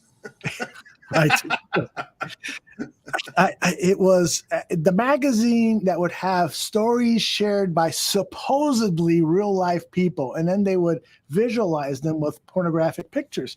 So I noticed that she was reading this, and she wasn't making any attempt whatsoever to hide the fact that she was reading this pornographic magazine on the plane. So I'm trying to think, well, how do I get over there and introduce myself? Or say, hey, what are you reading? I never did it, but are you interested in becoming a Mile High member? I never got to get close to her to bring up a conversation, but I do remember having a semi-erection for a 7-hour flight. Is Dan a member of the Mile High Club? Yes, of course. I've never flown. That's right. My first flight's next Wednesday. Are you going to be a member of the Man, next Wednesday? If you become a member on your first flight, I will be really fucking impressed. Yes. No, I'm not trying to go to jail for some reason. You know, there was a story a couple weeks ago where this guy kept beating his cock over and over. He masturbated like 4 or 5 times. On the plane? He said that the woman beside him gave him permission in the story. Oh. I mean, even if she did, which she didn't, but it was probably just for once. You know, like this guy just continually masturbated. Did you see that story? I did not. Yeah, he got it. I think he's facing felony charges now. Felony on a plane. Is that? Yeah, he just kept beating off over and over and over. Wow. Oh, that would make he would make an interesting guest on this show. Wouldn't it be horrible though if you were like in the same aisle or row and just adjacent to you, some guy's just got his fucking cock out? No, that ain't gonna happen. I would. Wouldn't that be terrible though? Politely say, put your cock away and go wash your hands. And then if that's worse than the guy's feet that John was talking about. Oh yeah. Totally. All right, we got a half hour here before Dan Aguirre goes to save some lives. I want to talk about Winning Time, the season finale, episode 10 of the 10-part series about the Los Angeles Lakers Showtime era. That first year, Magic Johnson was drafted by the team. That's where the series begins. Actually begins with news of Irvin being told he has HIV, but we didn't see any or hear any more of that throughout the season. It was about that rookie season. I want to know what you guys thought. John is giving it a thumbs up. He's shaking his head up and down. So you go first, brother. Yeah, it was great. I mean, Dan will probably he knows the true history and stuff, but I enjoyed it, man. The dramatization of I love the drama in this show. You know, I know, like Dan says, it's not real, but it's still a good story. You know, I love the characters and whatnot. And I know it's fake and stuff, but I still enjoyed the last episode. The winning versus Dr. J and Kareem's injury, and Magic. I wanted to ask Dan though. Kareem, the scene where after he was injured and he couldn't play in the series anymore, his partner, she said, they're giving you the MVP. They're going to call you on the phone. I thought Magic would be like, no, I'm going to accept this for Kareem. But did in the show, did that really happen? Did Magic just kind of say, well, Kareem, I'm going to take the MVP now? Is that what happened, Aldo, Dan? Go ahead, Dan. I don't know the answer to that. I do. Okay. Because it looked like Magic stiffed Kareem and took the award. It was pretty close to that. I mean, immediately after the game, immediately after the game, it was put on CBS Chiron. I actually went to YouTube and watched the last 10, 15 minutes of that championship game against the Sixers, game 6. So as soon as the game was over and Magic starts hugging players, there's a Chiron on the screen with Magic's stats and the play-by-play announcer, who was it on that? Brett Musburger announcing that he won the MVP. Was there a meeting in the hallway with David Stern? I do not know that. I didn't find any confirmation of that. But the words that Magic used were almost verbatim what was said in the real locker room interview that he had with none other than Hot Rod Hundley, who was left off the series, but he was Brett Musburger's play-by-play analyst from West Virginia. From West Virginia, he and Bill Russell. Bill Russell was included in the show, and the actor was trying to get that Bill Russell laugh out. Didn't quite nail it, but yeah, for the most part, I would give it like a one Pinocchio if we're going to use the Washington Post truth-o-meter. It was a little bit of a lie, but not entirely. So what else did you think, guys? Go ahead, Dan. What are your thoughts? Well, I always heard that Kareem was going to play in Game 7. Of course, we'll never know if that was possible. Had Philly actually won Game 6, a couple of things, and this is nitpicking, the trophy that they had looked really raggedy. It's like, that doesn't look like the NBA Finals trophy. The winner there. I would be interested to find out it wasn't if the commissioner wasn't there. That is true. And yeah, because they just assumed. I thought the show did a poor job as well of showing Magic in that game. Magic went over 40, and it was obviously was scoring points, and he was playing the 5. I mean, he was scoring down low. So it kind of, they did, it was dramatic. They show he was tired and all that, but they kind of just didn't show him eating the Sixers up, which is what he was doing. And I've seen that game many times, but not in a while. Obviously, you're going to make it more dramatic for the show, but I was going to say, I don't think it was really ever that close or in doubt by the second half. It seems like Magic and the Lakers kind of ran away with Game 6. They did come to within 3 points. Again, I saw the actual game on YouTube, but it's still, you're right, Dan, it was never really in question. Despite the fact that the Sixers made that late run, it was obvious that they were tiring out. And that whole dramatic thing about Magic being too tired and going through this crisis, can I finish and so forth, that was all bullshit. That was all made up. That was all made up for drama. Unfortunately, the scriptwriters and TV producers of the show didn't have much drama to deal with. But I do think that part of it was their fault. All of the season, they built up this Bird Magic rivalry. And those guys were friends. And they were friends, and it wasn't nearly as hostile. And Larry Bird wasn't nearly the serial killer looking like guy that he was. He wasn't an asshole to people either. Exactly. And so if they were to have taken dramatic license, I mean, clearly we know why they were taking dramatic license, right? White versus black, black versus white. But what should have helped them in this final episode, because it did feel like there was a little bit of a letdown, was that whole Magic Dr. J thing. He was wrestling, Magic was wrestling away the mantle of the best creative player in basketball. Dr. J was a magician. He was operating on people with that basketball, with electrifying dunks and beautiful looking layups and so forth. Magic obliterated him. That should have been where the drama came from in that last episode about that championship game, but they instead chose to look forward to what future seasons of the series is going to offer, which is the Bird versus Magic rivalry. And that I'm sure. And you're still years away from that. Boston's going to beat Houston in 81. The Lakers beat Philly in 82. They lose to Philly in 83. And then 84, they finally collide. So you're still years away from that. Are you going to skip ahead in time?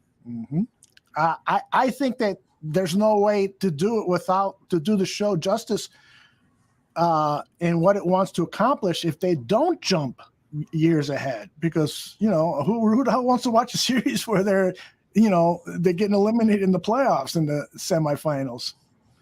And another thing was the Kareem thing at the end, by calming down Spencer Haywood, who according to the show was close to suicide. Right. And Kareem made him look at a picture of his daughter and all that. That's good writing. But I bet you that didn't happen.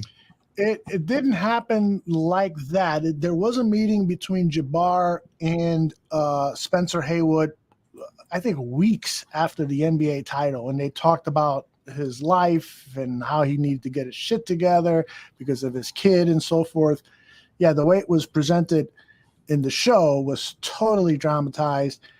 And, it is what it is. At this point, the only thing, by the end of the show, the only thing real was the logo of the Lakers, and the names were real names. They didn't make up any names. Are you surprised that the trophy looks so fake? Well, apparently, due to copyright issues, they could not make the NBA trophy a replica of the real Larry O'Brien trophy. Why is that, if you can use the team's logos and old uniforms and have the right ones? Yeah, I don't know, to be honest with you. I don't know.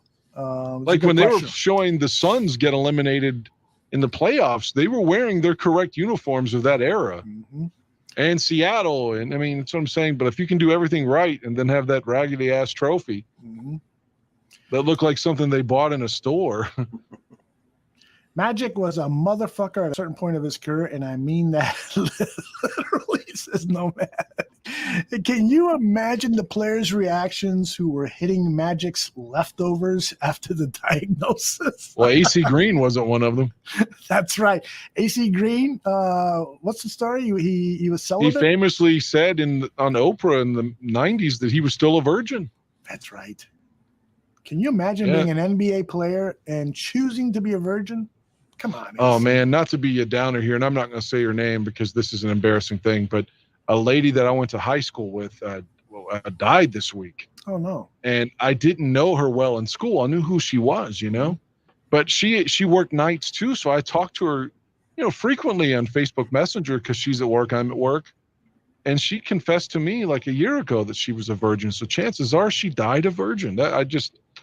That's worse than just dying, I think, in some ways. It's horrible. I feel so bad for her and her family. The story I was told was that she didn't feel well and just had no idea she was sick or anything, and just was like, man, I'm in a lot of pain, and went to the doctor, and they said she was like riddled with tumors.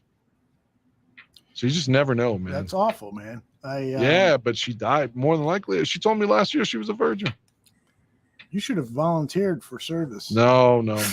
Just kidding. I apologize. No. I'm not offended at all, but I Like I felt really bad for her in that regard when she was alive, let alone like dying now. Like, God damn, man. But yeah, AC Green had the same thing. Like I don't remember why he abstained, but he did. I think he was a member of the Suns when he confessed that, it seems like. I believe he was. PJ says AC Green was a good man. Yeah, by all accounts, he was an outstanding human being. But I don't understand. Well, I mean, I do understand why he would choose to be celibate and save himself from marriage and so forth. I understand that, but I don't understand why he wasn't married yet. Then how about that? Yeah, you know, I just the incredible temptations one faces. I know that I couldn't do it, even if I was married. Just kidding, my wife. Just kidding. But the incredible temptations that these guys go to. I mean, we've all heard the stories. You know, the women are all waiting at the hotel. They're following you everywhere. They're getting messages to you. They're telling the ball boy, give him my phone number and stuff. I mean, it's incredible temptation. And AC was a good-looking guy. You know, he had the Jerry curl look going on. It was very, Walter Payton curl. Exactly.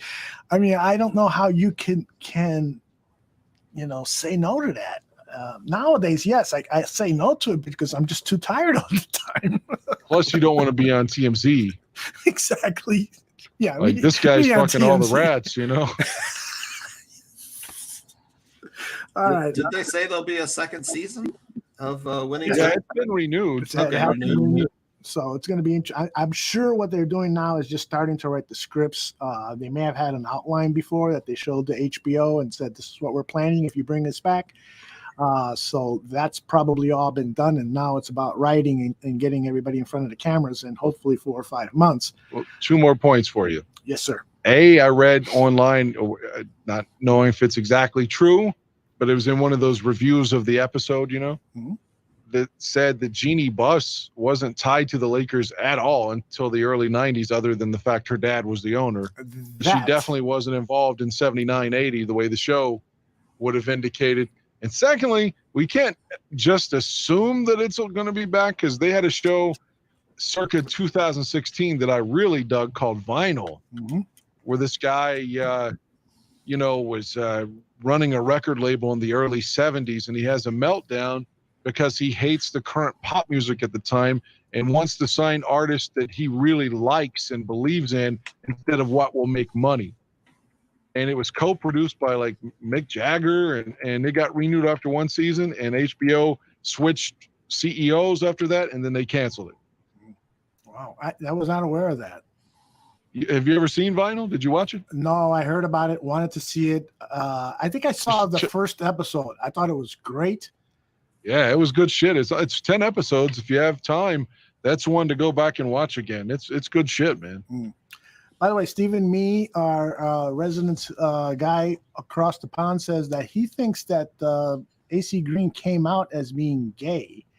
And so I'm looking I didn't know that. Yeah, I'm looking it up and seeing if there's truth to that.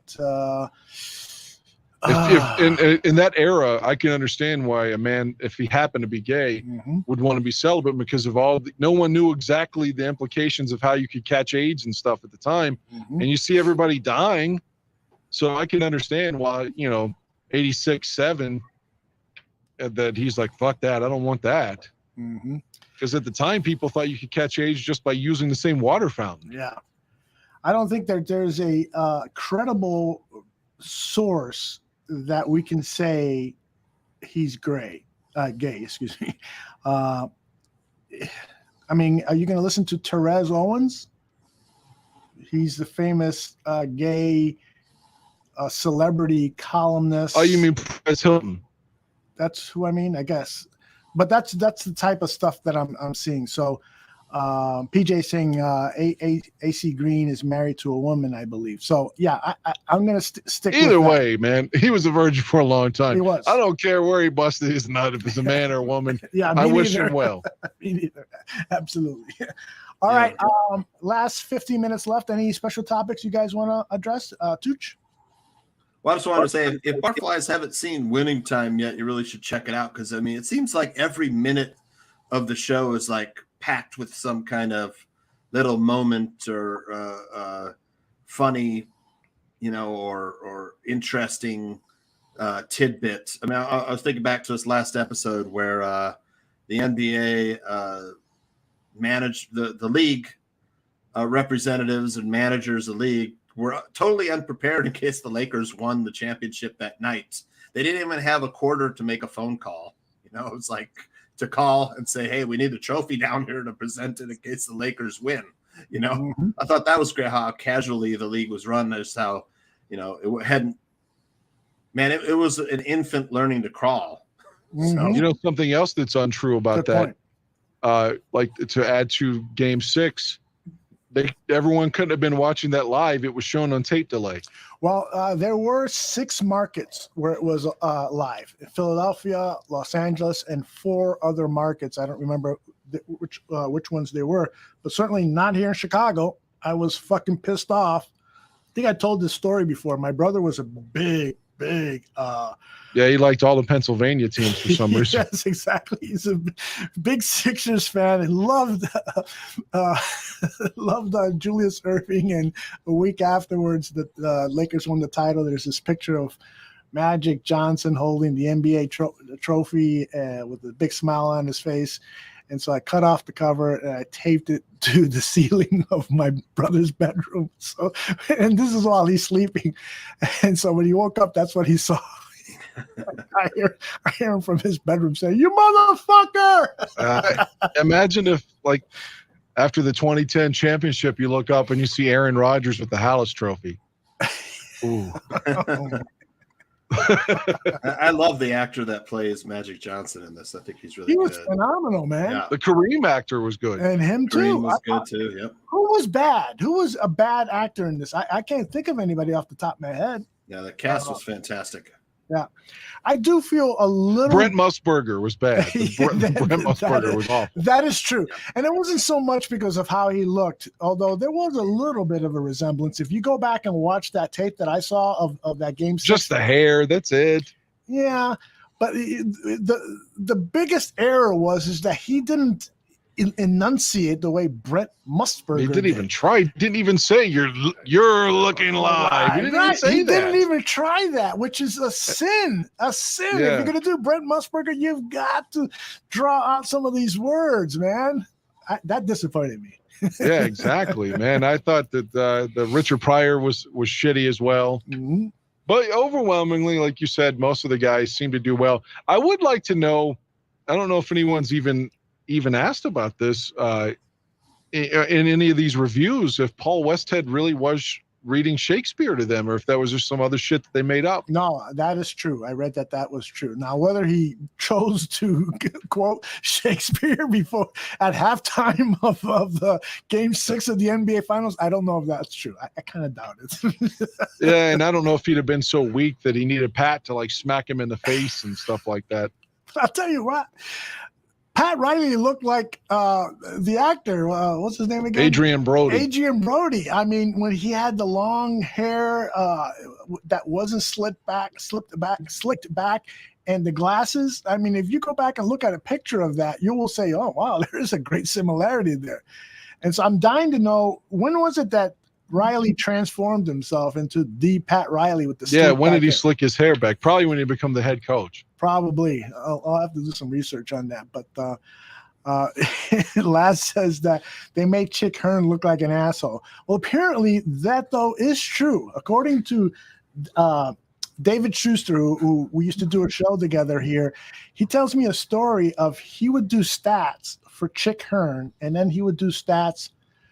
Oh, God, who was the other announcer? I think Phoenix Suns. Does the Phoenix Suns have a notable announcer from that era? Anyway, they had a feud going on, Chick Hearn and this other announcer, and they would go back and forth. And according to Schuster, Chick Hearn was really an asshole, just treated people like dirt shit. So I believe it that the way the series made him look is probably he was probably worthy of that. All right, 10 minutes. You guys want to talk about anything special outside of NFL schedule coming out on Thursday? Finally, there you go. That NFL schedule, I am so looking forward to this. Adam Rank who I really enjoy his work. He said, I hope that the Bears play the Lions every season. This season, I hope not. I hope to have a traditional schedule. I hope that I would love to see a schedule like last year, 1 game at home, 1 game on the road for the 17 weeks. But Let me interrupt you. Did you mean Adam Rank said he didn't want the Bears to play on Thanksgiving? Is that what you meant to say? No, Rank wants the Bears and Lions to play every Thanksgiving. And my reply to him was, I disagree, at least not this season. With so many young players, I'd like to see their schedule not disrupted by midweek games. Yeah. I don't want them on Thanksgiving this year either. Yeah, and fuck it, I would like to have a Thanksgiving where I don't have to work. So, or if there was a Thanksgiving game like in 04 we went to Dallas. Yeah, it'd be good to have something different, or maybe that night game. I'm with you. Why does it have to be that 12:30, 11:30 Central start with Detroit? I'm tired of being the Lions on Thanksgiving. What the fuck?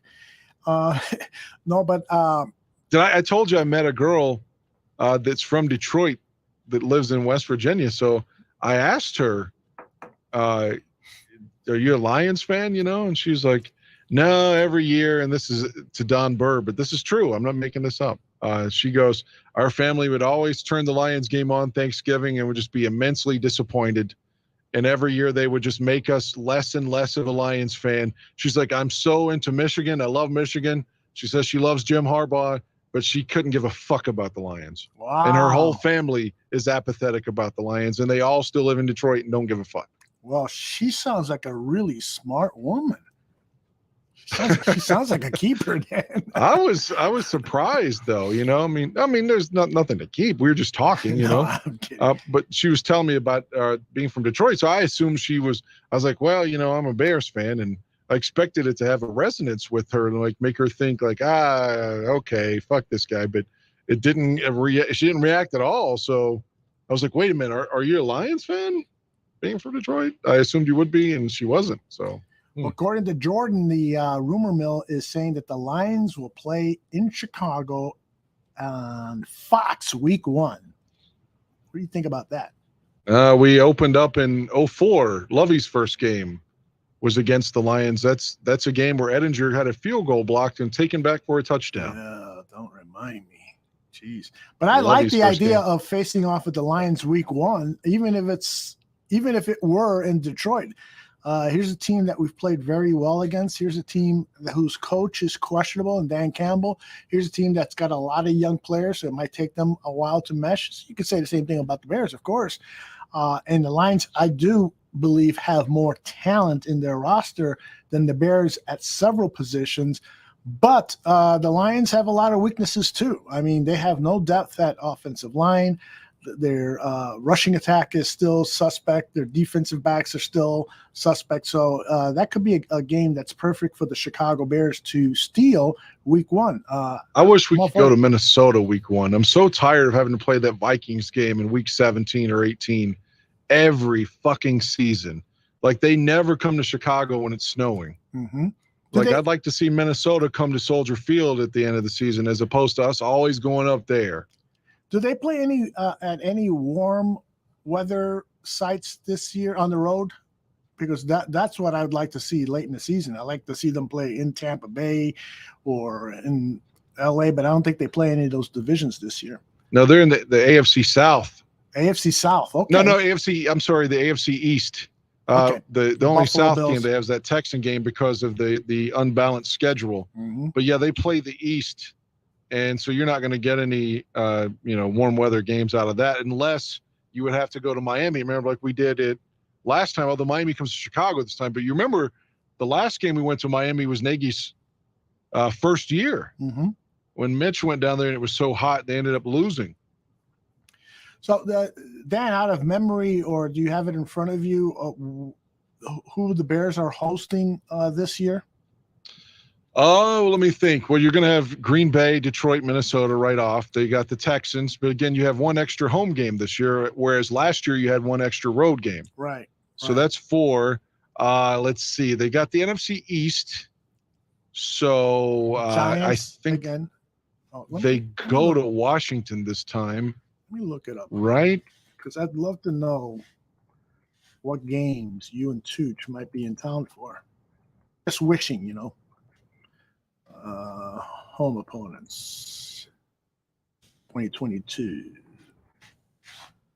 I hope if I hit the keys correctly. All right. So at home, Lions, Packers, Vikings, Eagles. What's the new Washington football team's name? The Commanders or something? Commanders are coming into town. The Bills, the Dolphins, the Texans, and the 49ers. I'm hoping for that Texan game. You're hoping for the Texans game with Lovie Smith, of course. That'd be fun. Any of those games you want to target? Washington, Bills, Texans, 49ers, Eagles? I'd like to see Lovie come back too, like Dan. I think that'd be a good one. I mean, at least it should be competitive. I mean, both teams are kind of rebuilding. Or a Lions game, so we can gloat. We saw Detroit last year, though. We were okay. You guys already went to Detroit, but no. But I mean, the Green Bay game is going to be the most expensive to go to for sure. Maybe Buffalo, because they're expected to contend for the AFC Championship. But more than likely, the Green Bay game is probably the most expensive, and it's where we always get our ass kicked. So I'm afraid to fly into town for that fucking shit.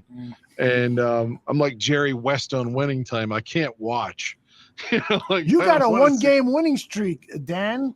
Dan's been to how many games? And the last one was no. We lost the last one. I was at the Monday night game in Pittsburgh. Steelers. Yeah, they stole it from us, all right. That fucking referee who always cheats us, Tony Correnti. At least he retired. Yeah, he's gone. I think he was pushed out, man. Good, that fucking cheater. Yeah. The bastard. He probably lives in Pittsburgh. But I said before the game, I was like, every time he refs a game of us, there's a controversial call and we lose, including our Super Bowl. And 41, it's like we lose every game this guy's at. And of course, end up losing that night. But Fields put on a show that night. But to what I was going to say is if the Texans are in a Thursday game, I don't want to do that. Obviously, if it's like on Christmas, I don't want to do that. So all things equal, if it's Sunday afternoon, that's the one I'm going to try to come to. Cool. Well, we'll be talking about that right here on the Barroom Network Thursday at 7 p.m. I want to say John Buffon will host a schedule release party. We'll have a bunch of other Barroom Network hosts, and you'll be getting text from me, so be looking forward to it because the single game tickets at face value for regular fucks like us who don't have season tickets go on sale at 9:30 East, I think, and 8:30 Central. Ooh, okay. On that day, Thursday, right? Thursday night, and so I'm going to try to get on and get those tickets at face value, and so I don't have to pay because, like I said, the 3 I bought last season for that Lions game that we attended, it was over $1,000 for those 3 tickets. Mm-hmm. So I mean, if you get face value, then certainly you could get a lot more tickets for your value too, Nomad says you won't want to miss any of these games this year. It's history in the making. I do believe that. I do believe I'm holding hope that this new regime is now laying the foundation for what could be a decade plus of winning football here in Chicago. Just like Lovie Smith brought winning to Chicago for long periods of time, got us to the Super Bowl. Yes, we didn't win. But hey, I'll take that over fucking 8-8 and Matt Nagy. Well, yeah, I agree. Like, I don't want to pile on Lovie. Lovie's a guy that I root for, and I will root for, in Houston, except for the 1 week he plays us. But I mean, he only made the playoffs 3 times with the Bears. People forget that. 05, 06, and 10. That was it. I thought it was more than that. No, 04, Rex got hurt. You got Chad Hutchinson and Jonathan Quinn. No playoffs there. 07, immensely disappointing with Rex and Brian Greasy. 08, Kyle Orton's year as the lone starter, except Rex had 1 start. No playoffs. 09, Jay's first year. Urlacher hurt week 1. No playoffs. Week 10, or 2010 to go to the title game. 2011, Jay breaks his thumb. They're 7-3. Don't make the playoffs. 2012, they're 7-1. Finish 10-6. Don't make the playoffs. Lovey's fired. That's it. He had what? 04, 5, 6, 7, 8, 9, 10, 11, 12. So he had 9 seasons, and 6 of those he didn't make the postseason. That's crazy, man. And 2 of them were absolute awful collapses. That 11 one is so bad because, again, you just had Donovan McNabb on TV every week saying, please sign me, Chicago. I grew up there. I would love to play for the Bears. And again, you just win one more game in that stretch, they make the playoffs, and Jay would have been back in the playoffs. Whether you think that's good or not, he had that thumb surgery, and it was ready to go by the opening round of the wild card, but we weren't there. I'm going to fucking call Jay up. We got to have him on this show. We tell him we'll buy some of his fucking steak or whatever it is he's selling. He's selling steak now from his farm, from his actual farm. Is that? He's got a deal with somebody that he published. Like, it's a big deal to them. They sell, on his.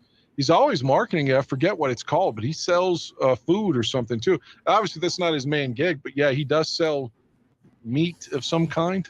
I think it's steak. Okay. I know a lot of people have left the chat, but those of you on the chat, if we had Jay Cutler on, would you promise him that you buy some of that shit that he's selling? Oh, look at all those thumbs up.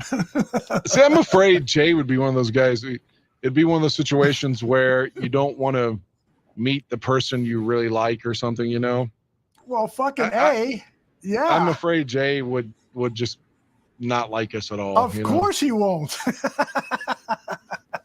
Yeah, this is one of the most frustrating human beings on the planet Earth. I mean, I think he's gonna die a miserable guy just because it's so hard for him to get along with people. You know, he's an elitist, by the way. You know that, right? Maybe that's why he and B. Marsh were so much alike. Well, but and then B. Marsh doesn't even like him anymore. Yeah, but Brandon's story is different. He's bitter because Jay didn't come to the hospital and see him that night when his last game as a Bear, when he got hurt against Dallas on the night game in 14. But he had just called Jay out in front of the whole fucking team. So Jay was like, fuck you, man. Exactly. And so, yeah, he didn't go see him in the hospital. Brandon's carried a grudge ever since. You know, and I like both of those guys. I really do. Jay Cutler, I think that the whole diabetes thing has something to do with why he can be irascible at times. Brandon Marshall, I get the personality disorder that he has, and that makes him probably a less than nice guy. So I get that. I have empathy for these guys. But man, I just wish it wouldn't manifest itself. Those imperfections that they have manifest themselves so often publicly, and but be that as it may, that's the past. You got any more time for us, Dan? Or you got? Yeah, I gotta go. But the last thing I'll say, and I'm promoting something that I know Tooch has watched because we talked about it on I Have a Stream. But coming back this summer, starring the one and only Evan Rachel Wood. Westworld season 4 is coming to HBO. Yeah. I'm a big fan of that show. So. You guys did not care for season 2, did you? Or did you? I love season 2. Okay. Yeah. A lot of people. Season 3 was the one that was different, right? This will be season 4. Okay. Right? I thought 2 was great. Yeah. 1 and 2 were brilliant. That if you go back and watch the movie it's based on from the early 70s, it's really shitty now because the show took up the ante so much. The movie just like feels like it's 200 years old.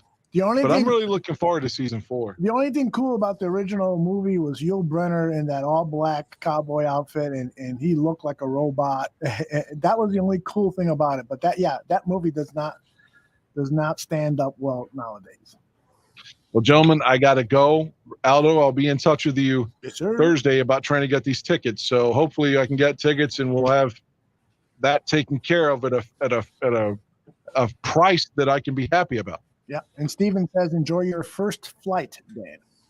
That's next Wednesday. But yes, I do appreciate that, and I hope I don't get fucking lost or have my asshole searched at an airport. that you didn't know that happens to all airline passengers now? Well, I hope they at least make me get off then. Where can I sign up? Guys, I gotta go though. Everybody be well. All right, brother. Take care. Thanks. Bye. That is Dan Aguirre, the one and only Dan Aguirre. He is so awesome in so many different ways. Let me get rid of this. I tell you. I don't need it anymore. Tooch, you tell me. Yep. Go ahead. Tell me. I'm still dwelling, on a thing Dan said a while back that Lovie Smith was 10-6 and we fired him for this guy. Look at the way he looks there. What the heck? What the hell is that? Mark Trestman. What the heck? It's like Alien. He looks like a chemistry teacher. Not one who's going to sell meth, just a chemistry teacher. It looks like post plastic surgery. You'll have skin like this, folks. He's been Botoxed. That is priceless. That is not a football coach. No. He's an offensive consultant. That's what he is. Share with me some of your ideas and stay out of the way of the players. I don't want you going anywhere near our players. That's what we were so we had to have an offensive guy. That's what we settled for. We're so desperate for offense. He does look like a math teacher or like an evil genius from a bad comic book from Cheesy Says. Nomad does it even better. He looks like the guy in the white van. I've been waiting for a few shows to drop that picture, just by the way. That's beautiful. Hey, Tooch, I posted this up on my Twitter account at Barroom Network, and I want your impressions to this.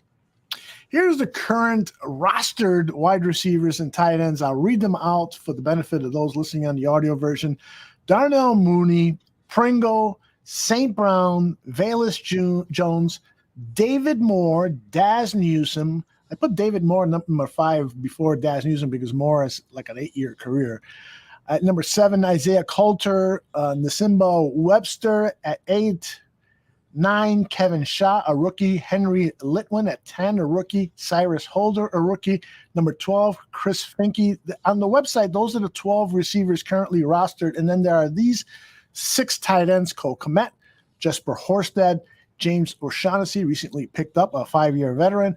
Ryan Griffin has been in the league a while. He's at number 4. And then 5 and 6 are 2 rookies: Chase Allen out of Iowa State, I want to say, and Jake Tongas. How worried do you get when you see the lack of depth or the lack of an experienced number 1 or number 2 type veteran in the wide receiver tight end ranks? Yeah, I think I tried to get in last week a comment about how I thought the Bears should try and sign like a veteran for that wide receiver room. Like a guy like Emmanuel Sanders or Jarvis Landry. I'm with you. Someone that could, these young players could really learn a lot from: how to practice, how to watch film, how to go about everyday business. Excuse me for interrupting. I don't think Landry is that guy because he wants a multi-year contract, but I bet you Emmanuel Sanders would gladly sign a 1-year deal. Right. I love Emmanuel Sanders too. I think he's like the guy who you'd kind of, he's a pro's pro. He may not be flashy and have be the player he used to be, but I think he could have been much like you have like a backup quarterback like Foles or Dalton in the quarterback room. Now they've got Trevor Siemian. Emmanuel Sanders is a guy who could actually contribute too, so I think it'd be a good idea to sign someone like that, if not Emmanuel Sanders. I know I see some comments in there about Chase Allen, the tight end. That's a guy I like because he played about 35 minutes for me at Iowa State, and he was basically Iowa State's best receiving threat. This dude's like, it's what he's what Dan wants Cole Kmet to be. He's a guy that's like brawly, tough to bring down, got some run after the catch ability. He's got really long hair and stuff. So, I mean, it's like, you're not going to miss him out there. He's got, long hair flowing out the helmet in the back, but that's a guy fairly athletic and stuff, and tough, can block and can catch, great hands. And he's got some after the catch ability that you like. You kind of we'll like to see this guy. You know, kind of what we thought Cole Kmet would do. You know, break a lot of tackles, run down like we thought. What's that? Shaheen would do too. But maybe this guy will actually do those things. So, you know. The other one I like, I think that number 10 on that wide receiver list, this kid Henry Litwin. If you've, I know Jordan Silvera told me to watch some tape on this kid. I think he might have a chance to stick. This is a guy that catches everything. Henry Litwin, right? Yeah, from Slippery Rock. Slippery Rock. He's like the all-time leading receiver of Slippery Rock, and set some kind of records for I don't know whether it was Division III small school colleges, but yeah, this dude he might have some sticking power. I forget that guy that we thought would be one they drafted a while back. It was like a 7th round wide receiver that like flashed in training camp, and Phil loved him, you know, but I don't remember he never made it. Braverman. Daniel Braverman. Yes. You know, this guy's like way better though. Yeah, Braverman was a wealth. Well, I shouldn't be revealing this, but it's after hours. Braverman his father was a wealth of content for Phil, because it was Braverman's dad who told Phil that Kevin White just didn't know the playbook, did not fucking know it, and while he was 10 times the athlete of a Daniel Braverman, Kevin White was just relying on his talents and wasn't really, according to this source, wasn't really studying the playbook like he should. So awful to hear that from somebody. And I wouldn't say it's a 100% reliable source. You know, this is a father who's fighting for his son to make the team. But you know, it's not going to come at the expense of Kevin White, the number 1 draft pick overall. But that's what was said back then. So it's not hard to believe. I know it. You know, he's probably still he was trying to make a comeback. Probably still doesn't know whatever playbook he was supposed to learn. I don't know. You know, yeah, this guy, I kind of like this kid, but you know, chat room doesn't agree with me on Litwin, but they like David Moore. I like that pick too. That guy, he always seems to catch touchdowns. I'm okay. I remember Chris Carter had the knock that all he does is catch touchdowns. That's fine with me. I remember, I think it was Buddy Ryan that said that about Chris Buddy Carter. Ryan did say that, yes. Yeah, all he does is catch touchdowns. I got no problem with that, Aldo. You're gonna score for me. I got no problem. So, none whatsoever. None whatsoever. So the other thing about that list of wide receivers and tight ends, this is the year for Jesper Horsted. This is the year. Look at that.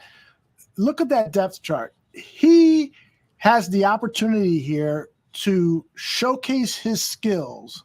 Starting when the veterans come in next week, he can start showing Luke Getsy and Eberflus what he's capable of doing. Because what he's capable of doing, based on what I've seen, is incredible. Like you said, just catches touchdowns. That's right. So yeah, he can do that. The first touchdown pass that Justin Fields threw in his NFL career was to Jesper Horsted. Tough throw. Horsted had a defender draped all over him, but he had the confidence to fire the ball in, and Horsted didn't let him down, made that catch. This is the time where Horsted, in my mind, can come in to this team and catch 50 passes and have totally agree. 4 or 5 touchdowns. I totally agree, because I tell you right now, if he doesn't do it here, he's going somewhere and will do it somewhere. Mm-hmm. You know, I could see him getting on another team, you know, and then him catching a bunch of passes, you know, just becoming like a fantasy tight end that people can grab for, consistent points. You know, I hate to say it, but he would be good up in Green Bay. Let's not let Green Bay in on the secret. But they never have had a good they haven't had a good tight end since Mark Shimura. You know, That's right. It's Aaron Rodgers just doesn't utilize the tight end. If they had a guy that was athletic and fast like that, you know, if someone like Travis Kelce was on Green Bay, you know, then he'd start using his tight end. But I don't want to. What's interesting for the Packers is wide receiver and tight end is a position of concern for them. Obviously, when you lose Devontae Adams, doesn't matter who you replace him with, there's going to be a downgrade in productivity from your number one receiver. And then when you look at the tight end position, Robert Tonyan is the number one tight end. He comes back after missing most of last season with an injury. Now, the season before, he did have 9 touchdown catches. But that was, and again, that's not a bad thing. That's a good thing. But he wasn't, in between the 20s, he wasn't a big factor. And so Tonyan needs to come back and catch those 9 touchdown passes, plus catch more passes in between the 20s for the Packers to excel. Hey, look who's just dropped in here. The show just got dangerous. Aldo Tooch, how we doing? You, baby. Hey. How are you? I'm blessed. I'm glad to hop in and talk with you fellas. All right. Tell Aldo about my guy Chase Allen, played at Iowa State. Yeah, I mean, good Y backup tight end. Got a little bit of move skill. The thing about Allen and the thing about tight ends in general, and I'm forgetting, and maybe it was like a Colt scout that was talking about it, but I share this sentiment, is that wide tight ends are becoming more and more rare in the league nowadays. You're seeing even the college game moving to, let's get these move tight ends, these guys that are receivers who we convert, tell them to add a little weight and become tight ends. Even just the league is getting a little more athletic in general. It's moving from tight ends to, you're a tight end? Yeah, this is Chase Allen. Oh, you're a tight end like Bernard Ryman? Let's go ahead and tell you to add a little weight, become a tackle. And so it's just kind of, that's moving down the line. Oh, you're a big receiver? You had heard Dominique Robinson talk about, he's got a little Jeremy Shockey in him. Yeah. Remember Jeremy Shockey? University of Miami. Dominique Robinson had said they wanted me to add a little weight to become like an H-back tight end. And this is just something you're seeing. So to get a traditional Y, that can also move. You're seeing him catch the ball well and move. That is really what makes him special. Here he is. Yeah. He's not a burner, but he's a guy that I like because he's able to block and also he's a good athlete. Yeah. A little better than Ben Braunecker. Or as we were talking about, Daniel Braverman, who converted to tight end after. Right. Oh, did he? Yeah. Are you serious? Wow. He was so small, though. Yeah, he's tiny. Unless I'm thinking of Daniel Brown, but I'm pretty sure. Yeah, Daniel Brown is the Brown is the guy. Braverman was a little guy. Shifty. Yeah, that was the year they allowed us bloggers and podcasters on the sideline for 2 practices, and so I was 10 feet away from. Yeah, you're right. Yeah, he's 5'10". I'm thinking of is it out of James Madison? Was it Daniel Brown? Yeah, I think that's. Yeah. But Braverman looked shorter than the offensive coordinator at the time. What was the name of that guy? Dowell Loggins. Yeah, Dowell Loggins. Yeah, I was looking up the Dowell. How did I do there? He had one of the best play calls I've seen in a while from the Bears. It was called Donuts. You guys remember that play where it's like a fake handoff and the tight end ran it in on the goal line? Zach Miller ran in a touchdown. Yes, and I think it's like a little swift block. Yeah, a little wham, and he was after that play. He'd been dying to get that play, and he was like, he told John Fox, "Coach, donut worked." That was the name of the play, donuts. We used to joke about Dowell on Barroom back when Phil was my here. gosh, he was a great source of comedy for us. We miss him. Those like the dog jokes. Jordan, now that you've listened to the press conferences from this past weekend and you've absorbed more tape on these players, what are your overall feelings about this draft? I know at first you were positive, but also had some reservations. How do you feel today? Yeah, I mean, and I appreciate you asking, Aldo. I think the situation I see, and just to be very clear, so I'm not being misconstrued in any way, I'm more concerned or have questions about the overall process. And it's very layered. Some of that I'm looking at it and saying, at some respect, there's no 2 guys I think you should trust more to draft offensive linemen late than Ian Cunningham and Ryan Poles. At the same time, there becomes a real question of it's cool to trade back and secure all these different draft picks. But if you're at 148 and 150 and you move back to 190, I mean, go ahead and ask resident scouting director Greg Gabriel. When you're moving back, are you getting the same quality of player later? That's a concern I have. Now, again, that's what we're talking about with if there's a guy who should be able to scout and identify offensive linemen he wants, it'd be these guys. So I want to try to give them the benefit of the doubt. And to answer your question, I'm pretty positive on a lot of the players. Just to give you an example, Jaquan Brisker is my favorite pick of the class. And then right after him, a lot of people be like, oh, so you like Velus or you like Kyler Gordon? No, Dominique Robinson would be my second favorite guy. Really? Out of the class, yeah. I mean, to me, it's, yes, he's raw. He admits it himself. He has one move. And that's something that this is a thing that it literally stretches to all of the different prospects that we drafted. Which is you see an awareness of what they need to work on, an understanding of the opportunity that they're being given. And what I loved hearing from Robinson is, yeah, I'm pretty raw. I only have one move. And he understands that in this league, that's how teams key against you. Oh, you're good at a swim move or a rip move or a little scissors chop, cross chop. Great, I'm going to take that away. Can you do something else? Right. And that's what the league consistently does. And it happens across all different positions, even on offensive line. Cool, you have 4 good starters.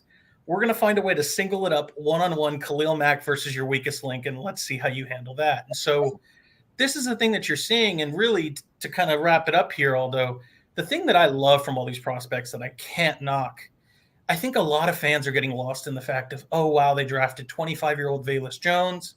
They drafted 24-year-old Dominique Robinson, 24-year-old Zachary Thomas. I understand the age looks crappy, especially when you consider like a Cleveland Browns team that literally they won't draft players who are 23. They just don't do it. But the thing about all of these players that you're seeing is they have a sense of maturity, a sense of understanding what they need to do. They understand that they're trying to carve out a role for themselves on this team. And I think that maybe I'm just, pontificating what I believe here, but I don't think that that's coincidence. I think Ryan Poles is coming in and saying, I need to actually change the culture here. And the way to do that is to bring real men in the building who understand accountability and not let them have club dub after, squeaking out a win versus the Detroit Lions on Thanksgiving and things like that. And, I hear you all the time, Aldo, talk about Eddie Jackson, how he needs to get his shit together. I think these are a lot of guys that maybe they don't seem as shiny or flashy, but they're going to be the glue guys that bring together a culture and hold people accountable. Like you heard it today when you put on the Jaquan Brisker clip. That guy is not going to take any shit from anybody. It's just not going to happen. And you can bet your sweet ass that if Eddie Jackson's over pursuing, missing a play, I posted something on Twitter today of kind of a little gag, funny gif where Aaron Rodgers was throwing a touchdown the second time we played them this year. And Eddie Jackson just over pursues and misses it and gives up a touchdown. It's like that's the stuff that Brisker's going to sit there and just chew him out for, and I love it. And I love it too. You're absolutely right. These guys, I mean, you heard these sound bites and you heard them before. I played them today. What a collection of mature leader guys with leadership traits that they've collected with this draft. I can't wait to listen to some more of these rookies talk over the coming weeks, particularly some of the 7th round draft picks that haven't gotten around. If they were interviewed, I haven't gotten around to listen to them. But, and of course, it's always what they do on the football field that's first and foremost. But, a lot of what they say and how they present themselves is important, too, because you can get kind of a feeling as to whether these guys really love the game of football and how is it that they prepare, how important is the game and so forth. Those questions that are asked and answered, help us kind of mold our opinion on these guys. You guys, any particular player that you saw or heard of this weekend that left you with a real positive impression about their future with the Bears? Yeah, I thought they were all very well spoken. I'm very impressed with Braxton Jones. I just hope he could play. He sounds very smart. I guess he'll be moving to, or Zachary Thomas will be moving to guard. Braxton Jones will be tackle, maybe the swing tackle this year, or compete for a starting spot with Borum and Jenkins. I wanted to ask Jordan about day 3 kind of became trade back fest where it got to the point where, Bears fans were kind of wondering if Ryan Poles might trade himself all the way out of the draft, never take a guy, and just compile picks for next year. But what did you think about the strategy of trading back and kind of getting more darts to throw at the dartboard? And do you think any of those darts will hit? Well, I think with a roster that has so many spots left to be filled, you have to assume that some of those are going to be hit. And I mean, this is something that I think a lot of fans forget too. When they were doing the mini camp, the voluntary mini camp before the draft with the veterans, they had to put Mustafa or Dakota Dozier at right guard. And there were still questions about who do you have on this offensive line as far as bodies. And so while I may question the process, there was a legitimate concern that in rookie minicamp, you wouldn't even have offensive line bodies to host an entire offensive line because you can't have the veterans there. So I think you saw some of that where let's just kind of take the buckshot approach, take multiple bites at the apple, dart throws, and draft these offensive linemen. And because of the roster that's, somewhat, I think it had like 50 or 60 players on it during the draft, I think some of those will stick. As I said, kind of my issue is just the process, so I'll just bring up one of the trades, for example. They traded the 6 that they got from Khalil Mack's trade next year back to the Chargers to get those 2 7th-rounders at the very end that were compensatory selections. I understand that went to Eli Hicks and a punter. I'm not telling you could have gotten great offensive line value there. But and again, I want to be very clear. It's my draft board. It's the names I like. Doesn't mean that Poles has to like them. Doesn't mean they're the right fits for this team. But I think it's really telling when you trade off of 148 and Khalil Shakir, a guy that I had a 2nd, 3rd round grade on, goes immediately to the Bills. And Ryan Poles can say he doesn't like Khalil Shakir, and that's fine. I guess I can understand it. But at some point, I think you need to look at who's trading with you. And it's the Buffalo Bills, who are a very well-run franchise, know how to build a team really well. They seem to think this guy's worth the trade up for him. What are you missing? Are you sure you're not missing something with this player? So you move off of it, you lose a receiver that could have been added. Then you're at 150, and we've talked about how important the 3-tech is. And you move off of 150, and Thomas Booker, the 3-tech out of Stanford, goes to who else but Houston with Lovie Smith. I'm not telling you that Houston's being ran the right way, but guess what? Lovie Smith is running the exact same scheme that you're running. And Lovie is going to kind of understand what a 3-tech is and what's needed from the 3-tech. And he wants to trade up and grab him. Are you sure you're not missing anything with the position that you clearly value with 3-tech, and you had to go to your plan B with Justin Jones, and you could have had Thomas Booker? I understand the approach to say, let's get more offensive linemen. Let's get Tristan Ebner and Trenton Gill and Eli Hicks. But it hurts me a little bit to think that you're moving off of these players that I would argue could have gone a little earlier. You're seeing teams that either understand the position or are massively successful in the league trading up with you to get them. Did you move back far enough to get more players but lesser quality? That's an issue I have. Yeah, I totally agree with that. Both of those players would have had a great shot to make this team that you mentioned, Shakir and Booker. And you know what? Would the punter not have been there after the draft? Well, what he said. I know we had to take one, but what he said, and I get it. He said, "Look, I don't want to have to sit there and battle and fight and negotiate with other teams for punters." Right. But it's like, I mean, just off the top of my head, to be clear, I had Ryan Stonehouse ahead of him. But that's, again, my board. I don't care. You took Trenton Gill. Trenton Gill has a much bigger leg. I understand it. But the fact that I can name 2 punters, one that you took and one that still was an undrafted free agent, there's other punters out there to get. And it's not like they didn't have a punter. They have I was going to say his name's Ryan Willis, but that's the quarterback. They have some punter on the team.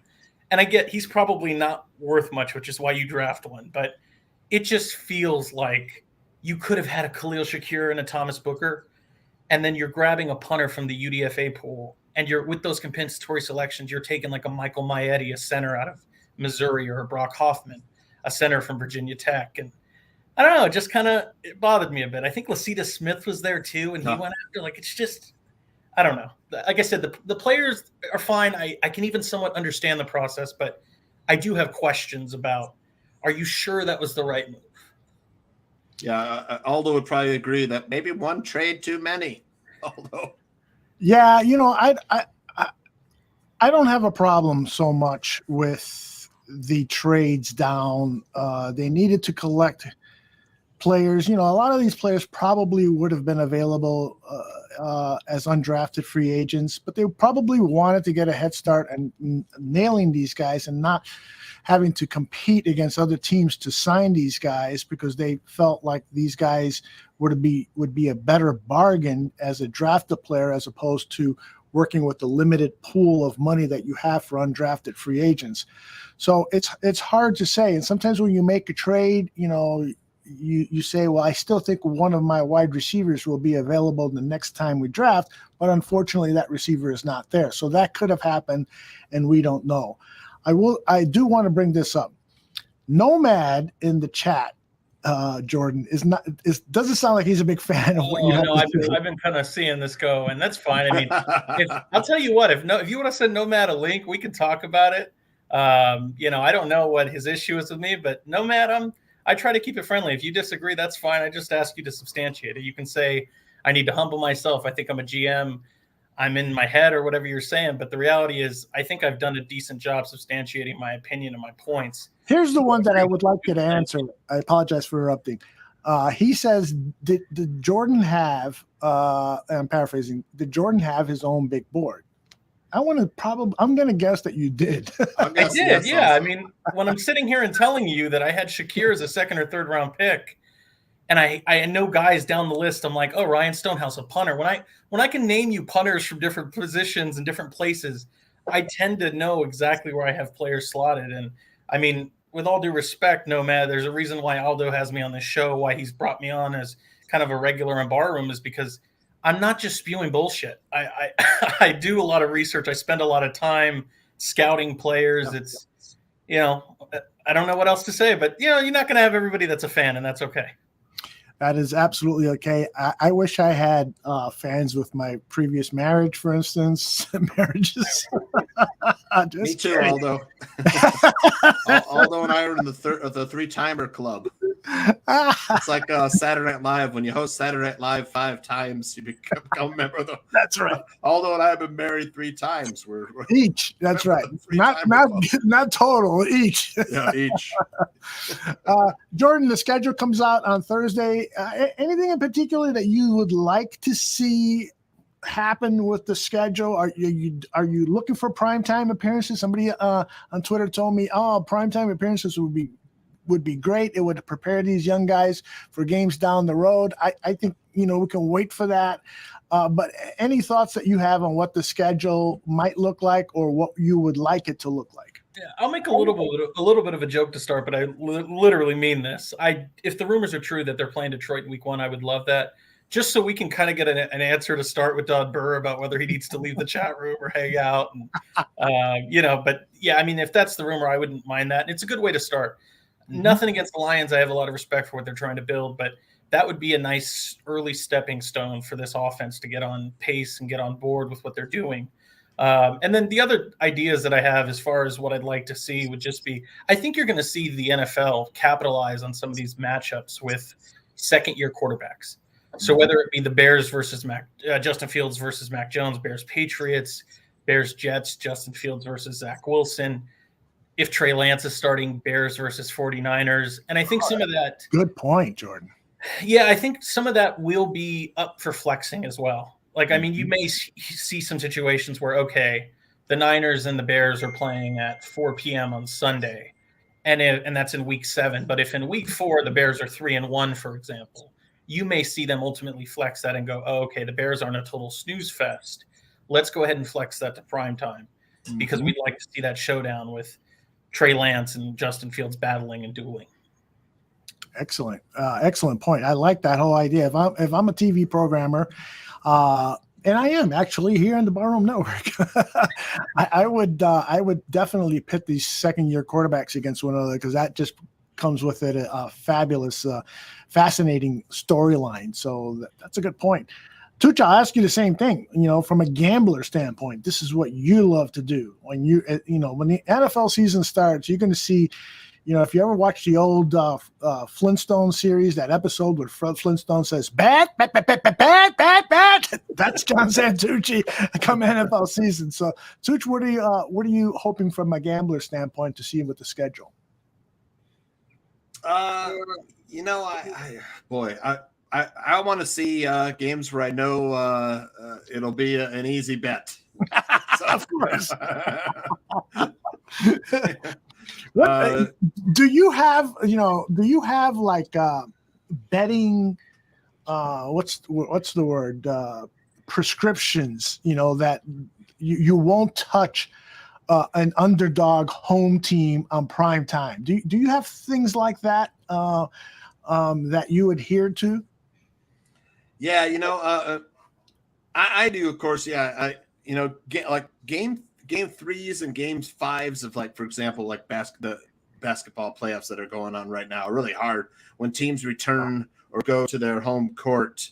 And you just, like we just saw with like the Miami Heat, where like they totally dominated the 76ers in game 1 and 2. Then it's like everyone was on the Heat for game 3, and the 76ers blew them out. Mm-hmm. You kind of you got to watch yourself with game 3s, game 5s, where it gets to that point, and it's kind of maybe do the opposite. Have to think opposite at those times, where you're fading the team that's hot because, they're on the road now. The bench players don't play as good on the road. Home crowds are tough. And with football, football's last year was really hard to bet on football. I thought it was a tough gambling season for football, but I look forward to this coming season a lot. I mean, Anthony's really the guy you want to talk to. He's got all these things like fade so-and-so on the road. This Coors Field, is overs for baseball. He's got a lot of these rules and stuff, and I'll be like asking him, what do you think about such and such a team? He's like, or pitcher or whoever. He's like, no, fade him on the road, every game. But he's got a lot more than I do. But we'll have to have him on. And that would be fun. He's got a lot more than me. We were hoping to bring some like rules like that to barroom so people have an idea, of how we think and stuff. Those kind of rules and stuff are what really keep your bankroll, up there from losing your bankroll, keep you from losing it. But yeah.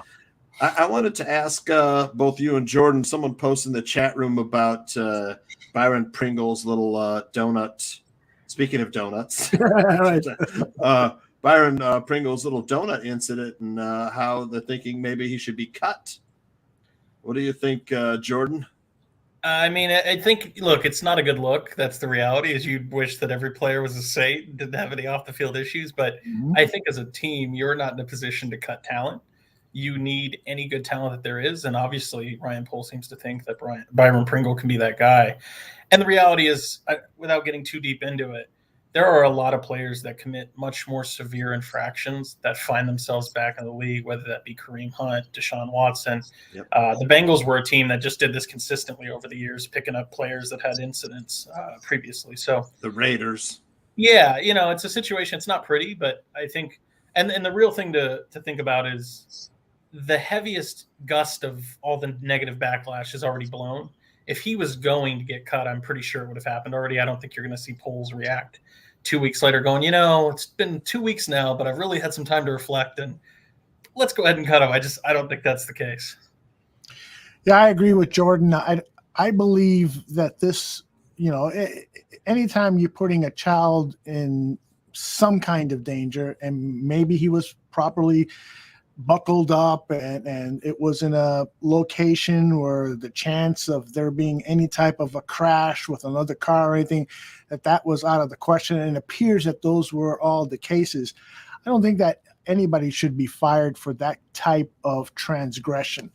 And it goes also behind, that they're not in a situation to drop players because of where they are at the roster. It just has to go with this disposable society that we're in. We can't continue to do that. Just get rid of somebody because they make a mistake. Years ago, I read this book called Shockwave, and the author, Alvin Toffler, talked about how we were becoming a society where everything in life was now becoming like a tissue paper. You blow your nose and now you throw it away. Whereas before, you would have a handkerchief. You blow your nose with a handkerchief, you put it in your pocket, and you use it again and again and again.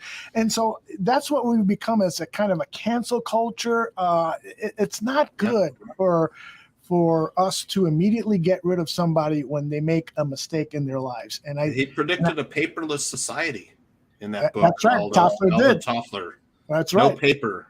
Which was hard back then, was hard to believe because everything was on paper. Yes. The newspapers, files, everything. The other day I was at Whole Foods and the aisles are all, foods to help you with this, foods to help you with that, and Toffler predicted that in his book decades ago.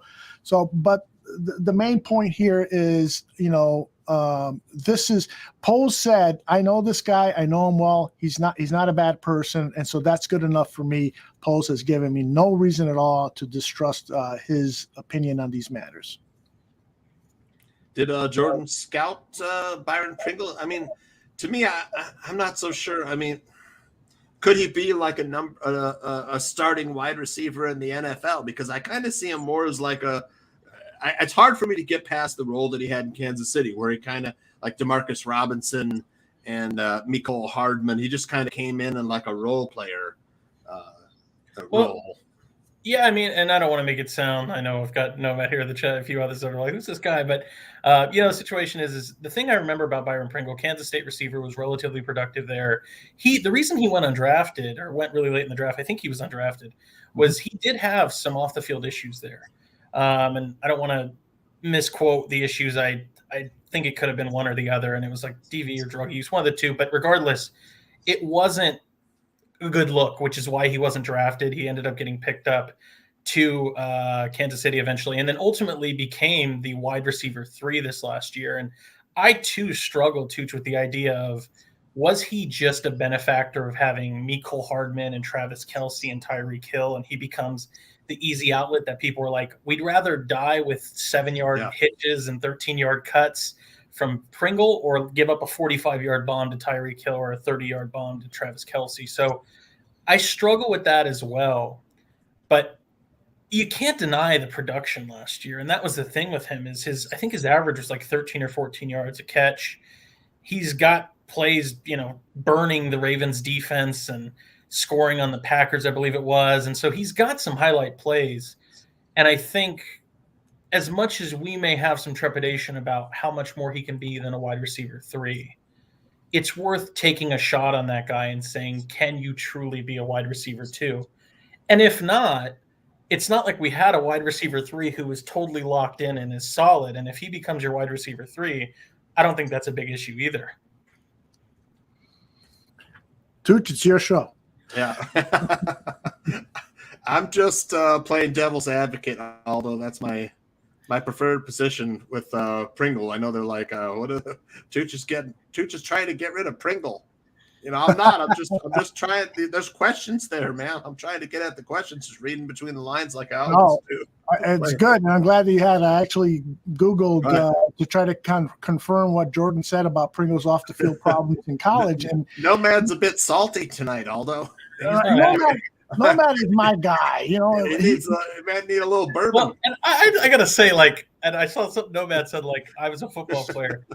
Nomad, you may have even gone to play college ball. I wasn't given that opportunity. I went to UC Santa Barbara and got my political science degree, where they don't have a football team. But I played football from the age of 5 until the end of high school. I played everywhere from DN to fullback to tight end to Mike linebacker.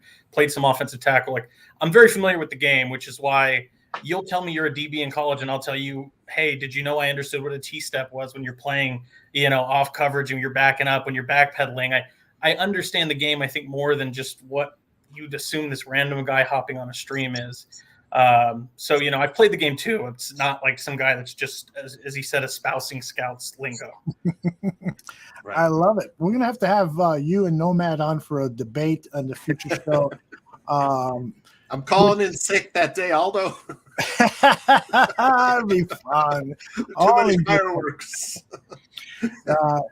Nomad is saying that you're selling it. That's his problem with you. He's critical where he needs to be. Jordan is selling. I don't see that myself, Nomad. I think he's sharing his hard research and meticulous research. I think he's sharing that with the rest of us. But I'm not going to tell you you're wrong, Nomad. That's your perception, and it is what it is. So all good. And I'll say one other thing, Nomad. I mean, and Aldo will put it back up, but you can find me on Twitter. You can DM me. I'm more than willing to talk to you about it. Because I genuinely, I don't even know what you're saying I'm selling. I mean, Aldo can look up Byron Pringle's history with off-the-field incidents. I'm sure he sees that there was stuff dating back to his time at Kansas State. We can talk about 148. Khalil Shakir went 148, 150. Thomas Booker went 150. I don't know what I'm selling.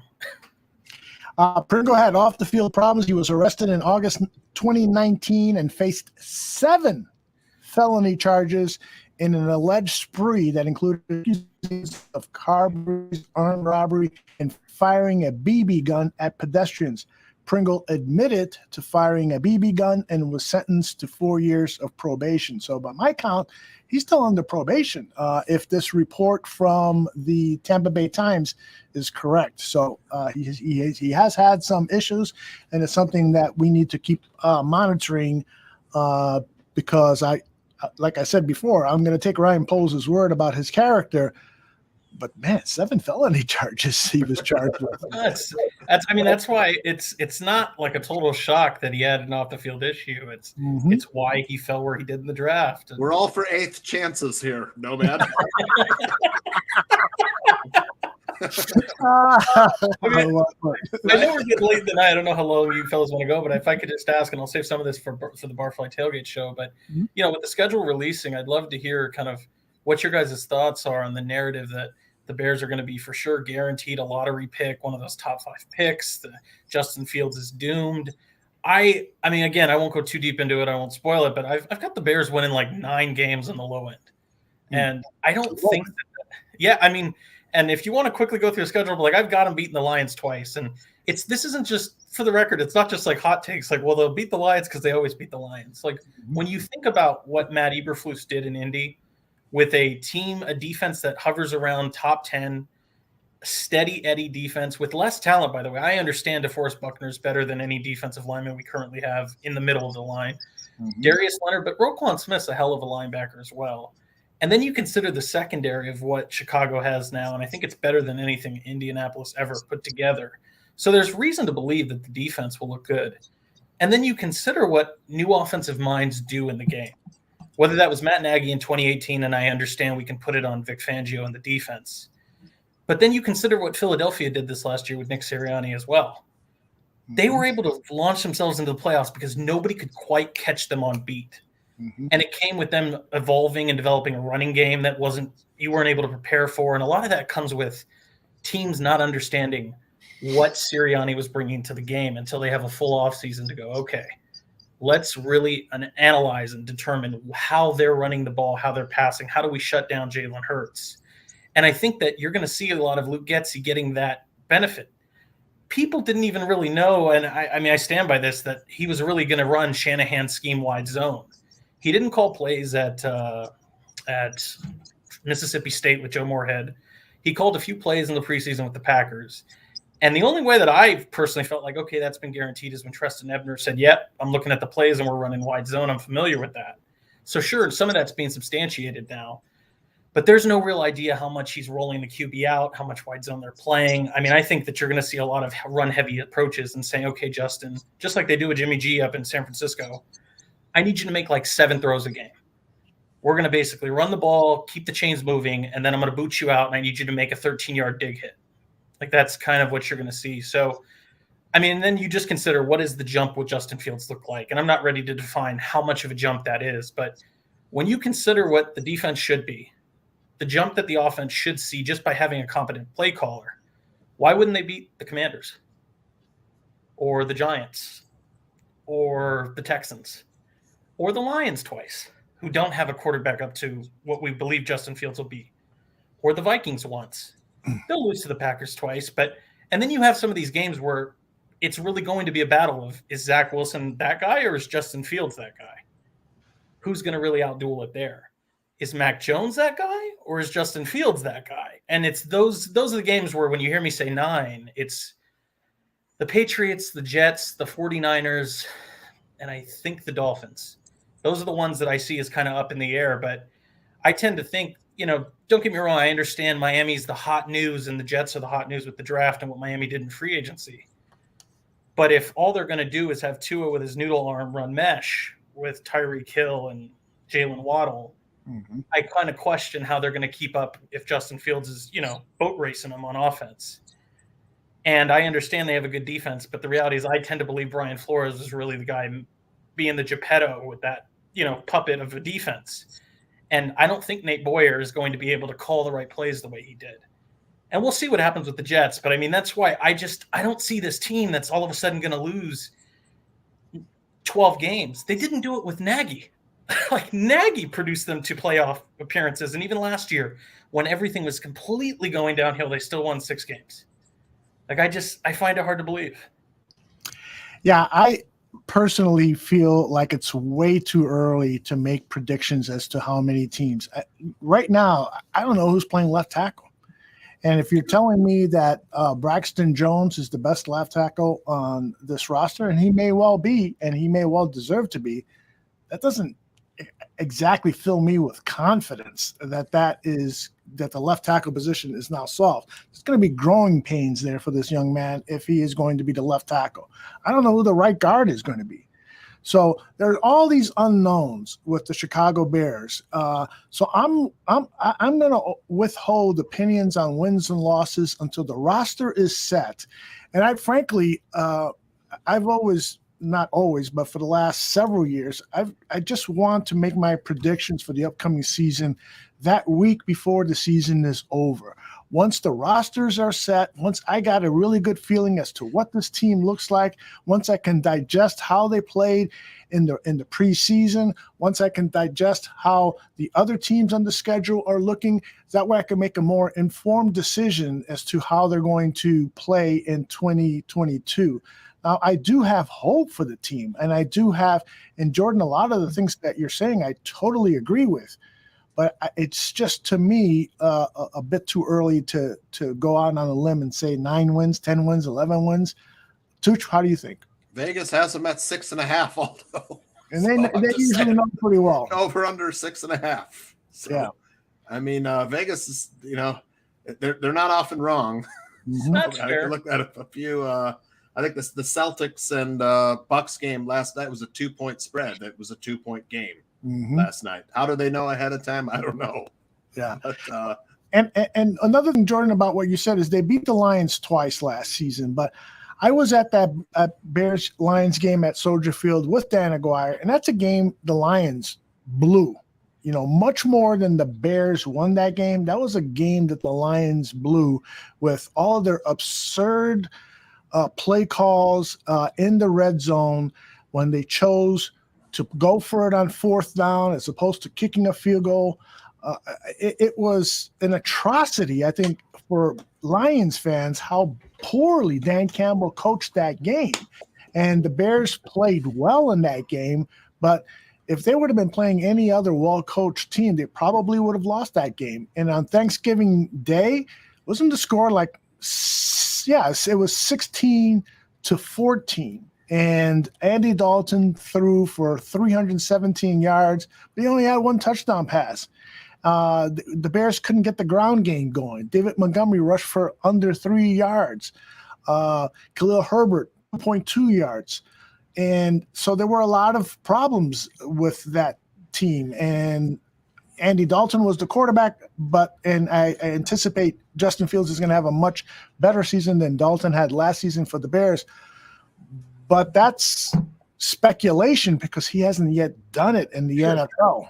So that 6.5 that Vegas is offering as an over-under, I would probably bet the over on that, but it would be a little bit more out of the fact that I'm a fan and I'm hoping and I'm going to will them from that couch seat right there in front of my TV that I'm going to will them to win over 7 games, as opposed to really having confidence that this team is really ready to take that major leap from that 8-8 record, which really should have been much worse, right? And win 9, 10, 11 games. We'll see. Well, and I think that's totally fair. I just want to say, you're right. We should be more patient. Wait till we see what the final product is. Whether we win or lose, this year is going to be a lot more interesting and exciting than the past 4. That's the best thing I could say right now. Is that, I'm excited to be back. Before it was like a chore watching. Last season was painful to watch games. Yes, it was. It was horrible. Like that's the biggest breath of fresh air around the season. I'm excited. I think we'll have the element of surprise. We talked about that, Aldo, about how people don't know what Eberflus and Getsy are going to do. They might have an idea of some of the Green Bay playbook might come into play. They know we're going to run the ball. They know we're going to play, Colt-style defense. But we don't have a lot of blue chip top line talent like some of these other teams like Los Angeles and Tampa Bay and Buffalo, Kansas City have. But that's my cause for pessimism is the roster. Is it improved? Sure, it's improved. You got young, hungry players out there, but the lack of these top blue chip talent that puts teams in the playoffs year after year, I think we're missing some of that. That might be early. I might be speaking a little too soon and stuff, but I'm excited. I think Justin Fields is a faster Dak Prescott. I don't buy into the fact that he's a bust already. Some people are already calling him a bust. I don't subscribe to that. That's just stupid. For anybody to say that is, they really don't see that. They're just predicting based on Bears record, which is not a bad prediction, but spoken in true Bears fan fashion, Aldo. Exactly. Now, I'll tell you one thing that I am hopeful about is that this appears to be one of the best coaching staffs the Bears have assembled in quite a long time. That first year that John Fox came on board, when he had Adam Gase calling the plays and as offensive coordinator, and the defensive coordinator was Vic Fangio, and their assistant coaches, those guys were all really good that season. Adam Gase got a lot out of Jay Cutler that season and helped him become a better leader than he had ever become in his career. And that team, really, those players got some really good coaching. I'm hopeful that the same thing is going to happen this year, is that those coaches can take this room of wide receivers and tight ends and really make the most out of their talents, really help Pringle and St. Brown, to veterans who have not reached the pinnacle of their promise, really help them get there and really help make Velus Jones a stupendous, Tarik Cohen rookie year type player, where he's just explosive play after explosive play. So the coaching staff has a lot to do with what can potentially happen with this team. And I'm hoping that the tight ends coach really gets the most out of Jesper Horsted, because he's a talent who I truly believe in, and I will be shocked if he gets his opportunity this year and he doesn't deliver big play after big play. Is any of those guys in 7 through 12 there, Jordan, gonna do anything? Well, I'll tell you what. I'm a fanboy of Henry Litwin. I told Aldo to throw up the highlight clip because some of what he did at the D2 level was just freaky tape. Cyrus Holder had some good tape. And I want to be very clear. These were not guys I can't call any of them gems that I was high on that fell down. I wasn't aware of Cyrus Holder, but I've since watched some of his Duquesne film, and he looks explosive. What I like about Holder is he's that big prototype archetype that we've talked about, that outside perimeter receiver that's kind of like a tower that, hey, let me throw the ball up to you, and can you attack the catch point and win at the catch point? And I think that's what excites me about him. And then Chase Allen, like we've talked about, has good college tape. a player that I certainly think could maybe unseat like a Ryan Griffin or James O'Shaughnessy if he came in and had a killer camp. So yeah, I mean, those are the kind of the guys that stick out to me. These again, these coaches, I can't wait to hear some of the teachers talk to the media. I hope they become available quickly. I like everything that I'm seeing out of Halissaw. It gives me promise. I actually, during the early part or the middle part of last season, I chose to be a pessimist because I had seen enough. I thought to myself, this rebuild next season, because I know they're not going to bring these guys back. I know it's going to take a long time. The fact that we missed on Trubisky really hurt me. I never liked Trubisky coming out of college, but I knew that I had to root for him because if he didn't succeed, you know, it was going to be such a long, arduous process to get back to the top, to get back to a playoff contender.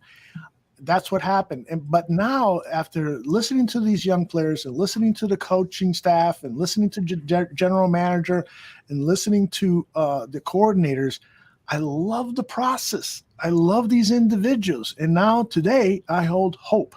You know, what's the line in Shawshank Redemption? Hope is a good thing, man. That's what I got going tonight.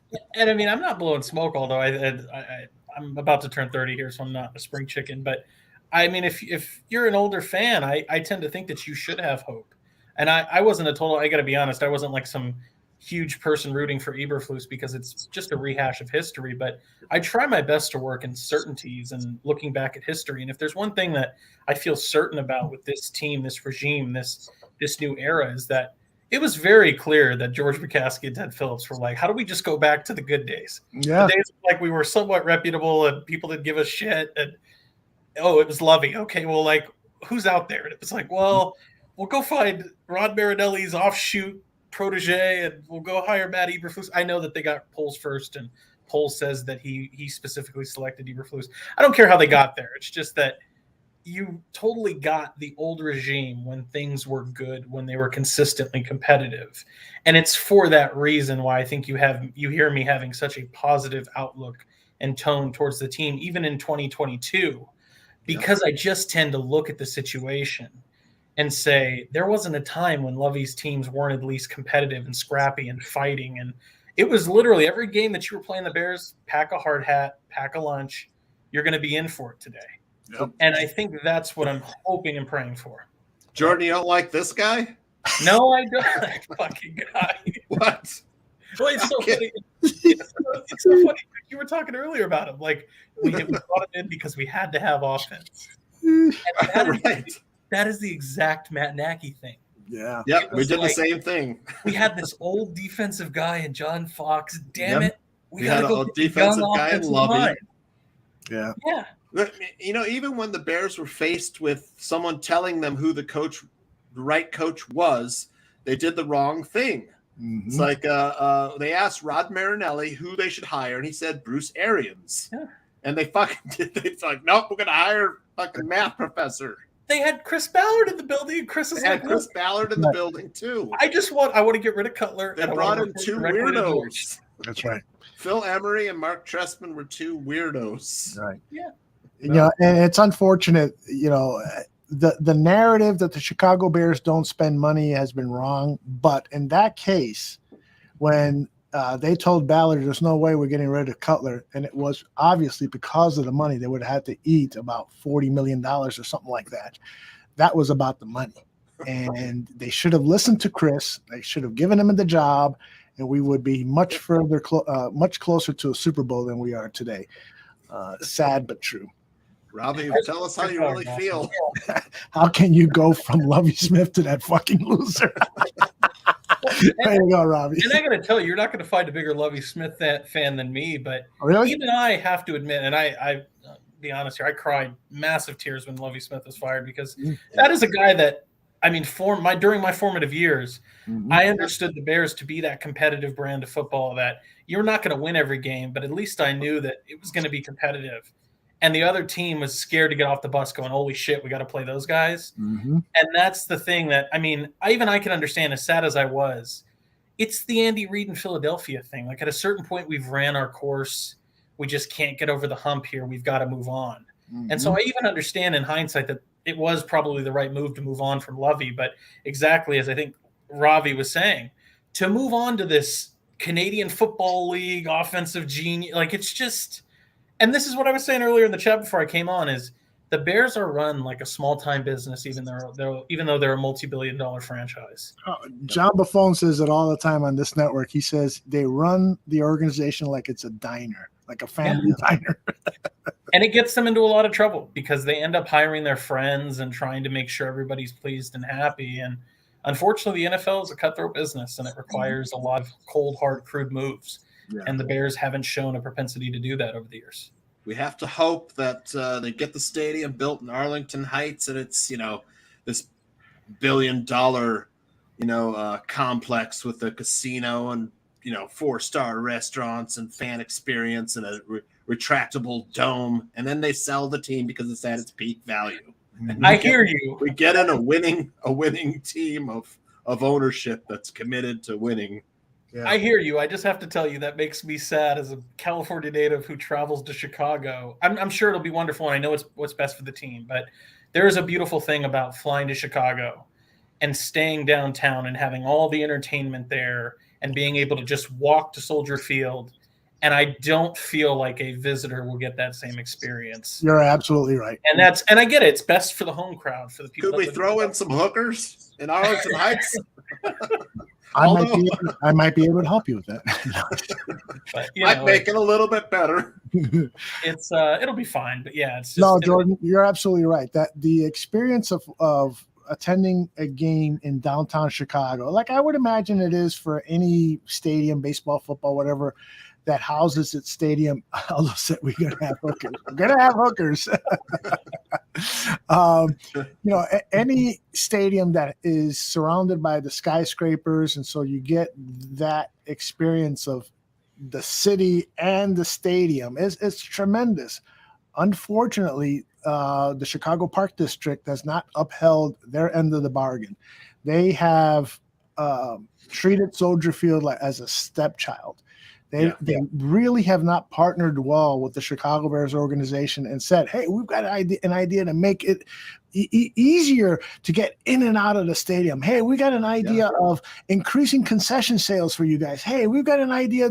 They haven't been that way. And so when you're not a true partner in a business relationship between stadium and football team, it's going to be a painful divorce. And it's going to be, the city has to hope that they bring in a USFL football team here and give them Soldier Field and let Soldier Field hold their concerts and stuff.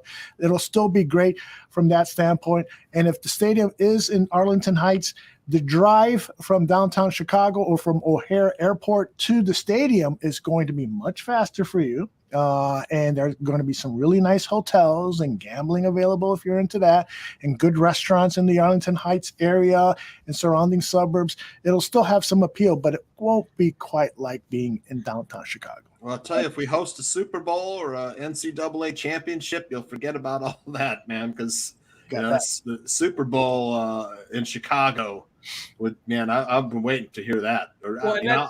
You're spot on, too. It's like that's why even I have to admit it's what's best for the team. There's no doubt about it. And that's why I don't know anybody that thinks it's staying in downtown Chicago is mistaken, just because the reality is there's just too many pros and benefits to moving it to Arlington Heights. You already have the smallest stadium in the league. You don't make any profits beyond, whatever's sold and whatever their cut is, but they hold no ownership in Soldier Field. Right. There's just not enough of a reason and an incentive to stay put. And so as soon as they can kind of duck out of that contract, it just makes sense. Yep. I'm telling you, my wife spoke with somebody who was upset that Arlington Park racetrack had been closed because he said every summer I would go to the racetrack and I would gamble on races, those that were being held at the racetrack, at the Arlington Park racetrack, and also races that were being held across the country because there was a sports book there. Yeah. And he was upset because this past weekend at the Kentucky Derby, he said, I would always bet on the favorite and I would always throw a few bucks on the long shot, the 80-1 long shot that he would have cashed in big if he would have had that sportsbook open at Arlington Park Racetrack this past weekend if they were open for business. And I think that's going to be one of the things. I bet you that's one of the things that the Bears are eyeing is the ability to now move into a suburb where they've allowed off-track betting and betting, getting a betting license for the stadium will be much easier than it is in downtown Chicago.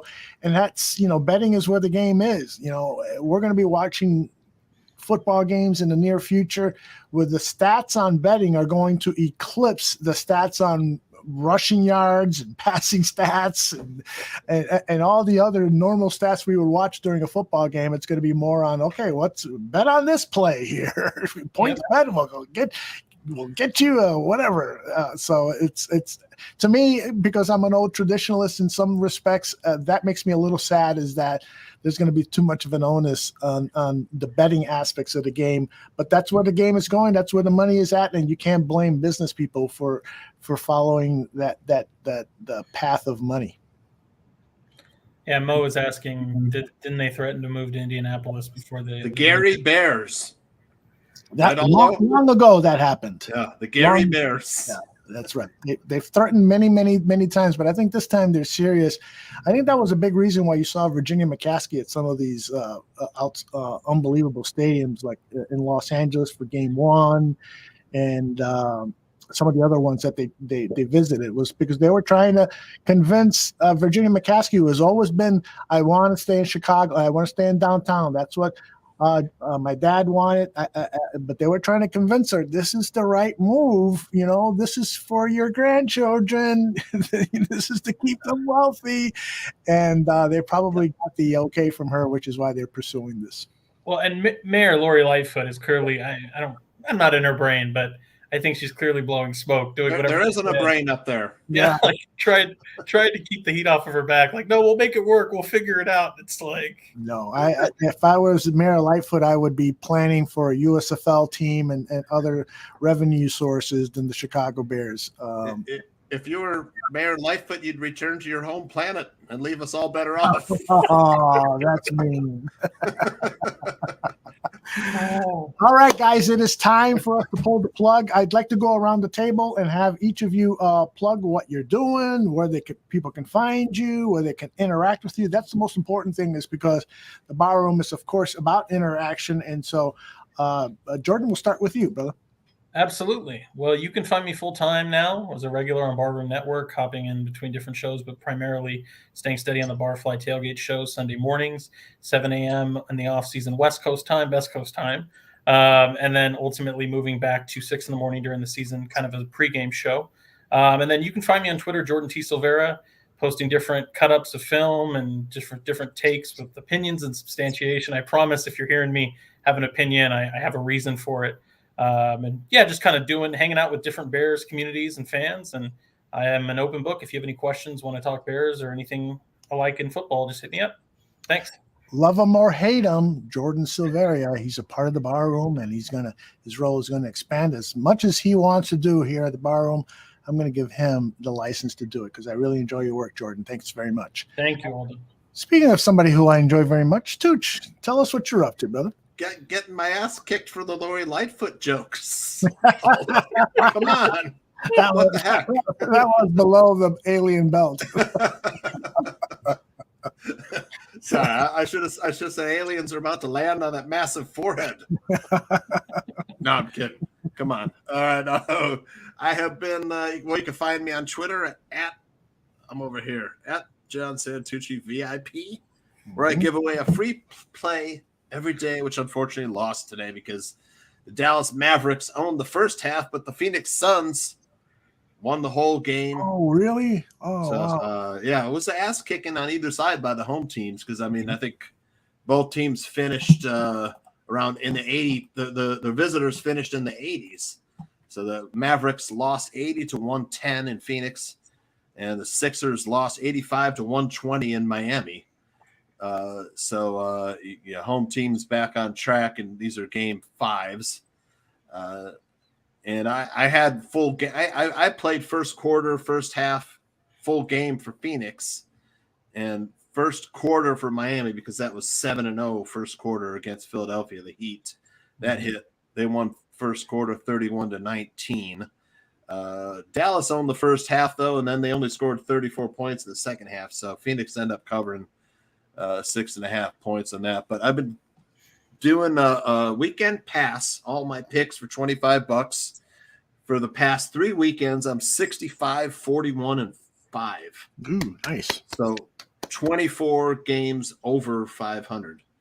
So killing it with my weekend pass. I can't focus on doing. I don't know how Anthony does it, but 7 days a week is really freaking tough, giving out picks and stuff. I find that like focusing on 3 days over the weekend, when there's a lot of games on Friday, Saturday, Sunday over the weekend. People are watching sports.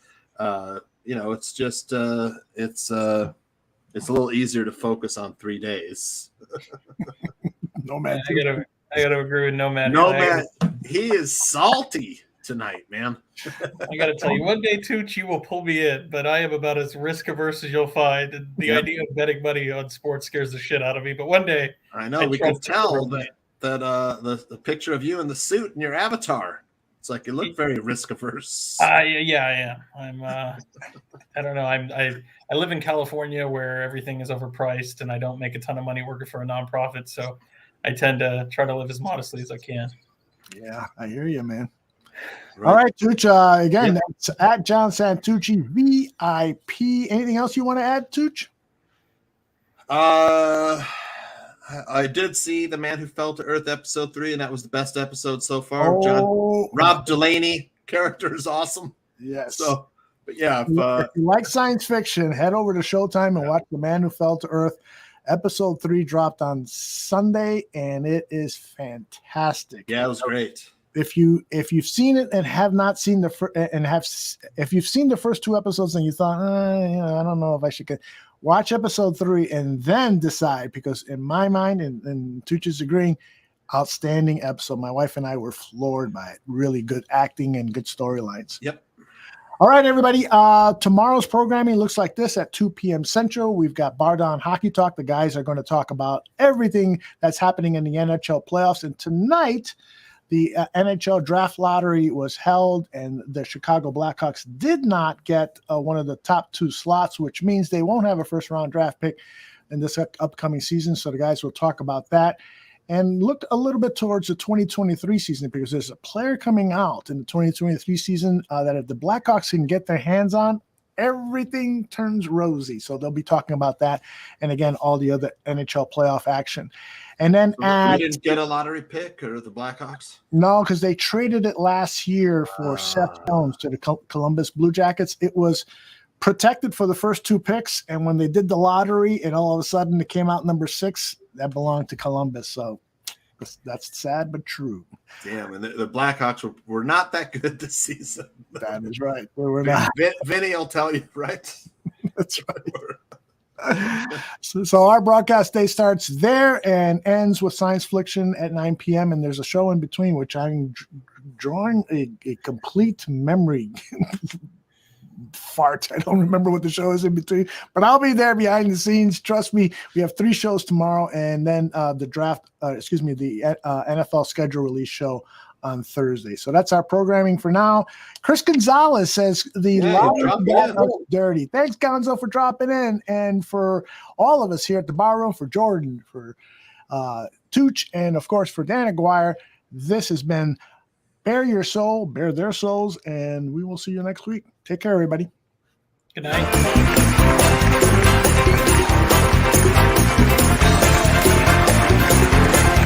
Thank you for listening to Dan and Aldo Bare Their Souls. Make sure you subscribe to the Barroom Network and you give us a rating on iTunes. Until next week, my name is Nomse. Bear down.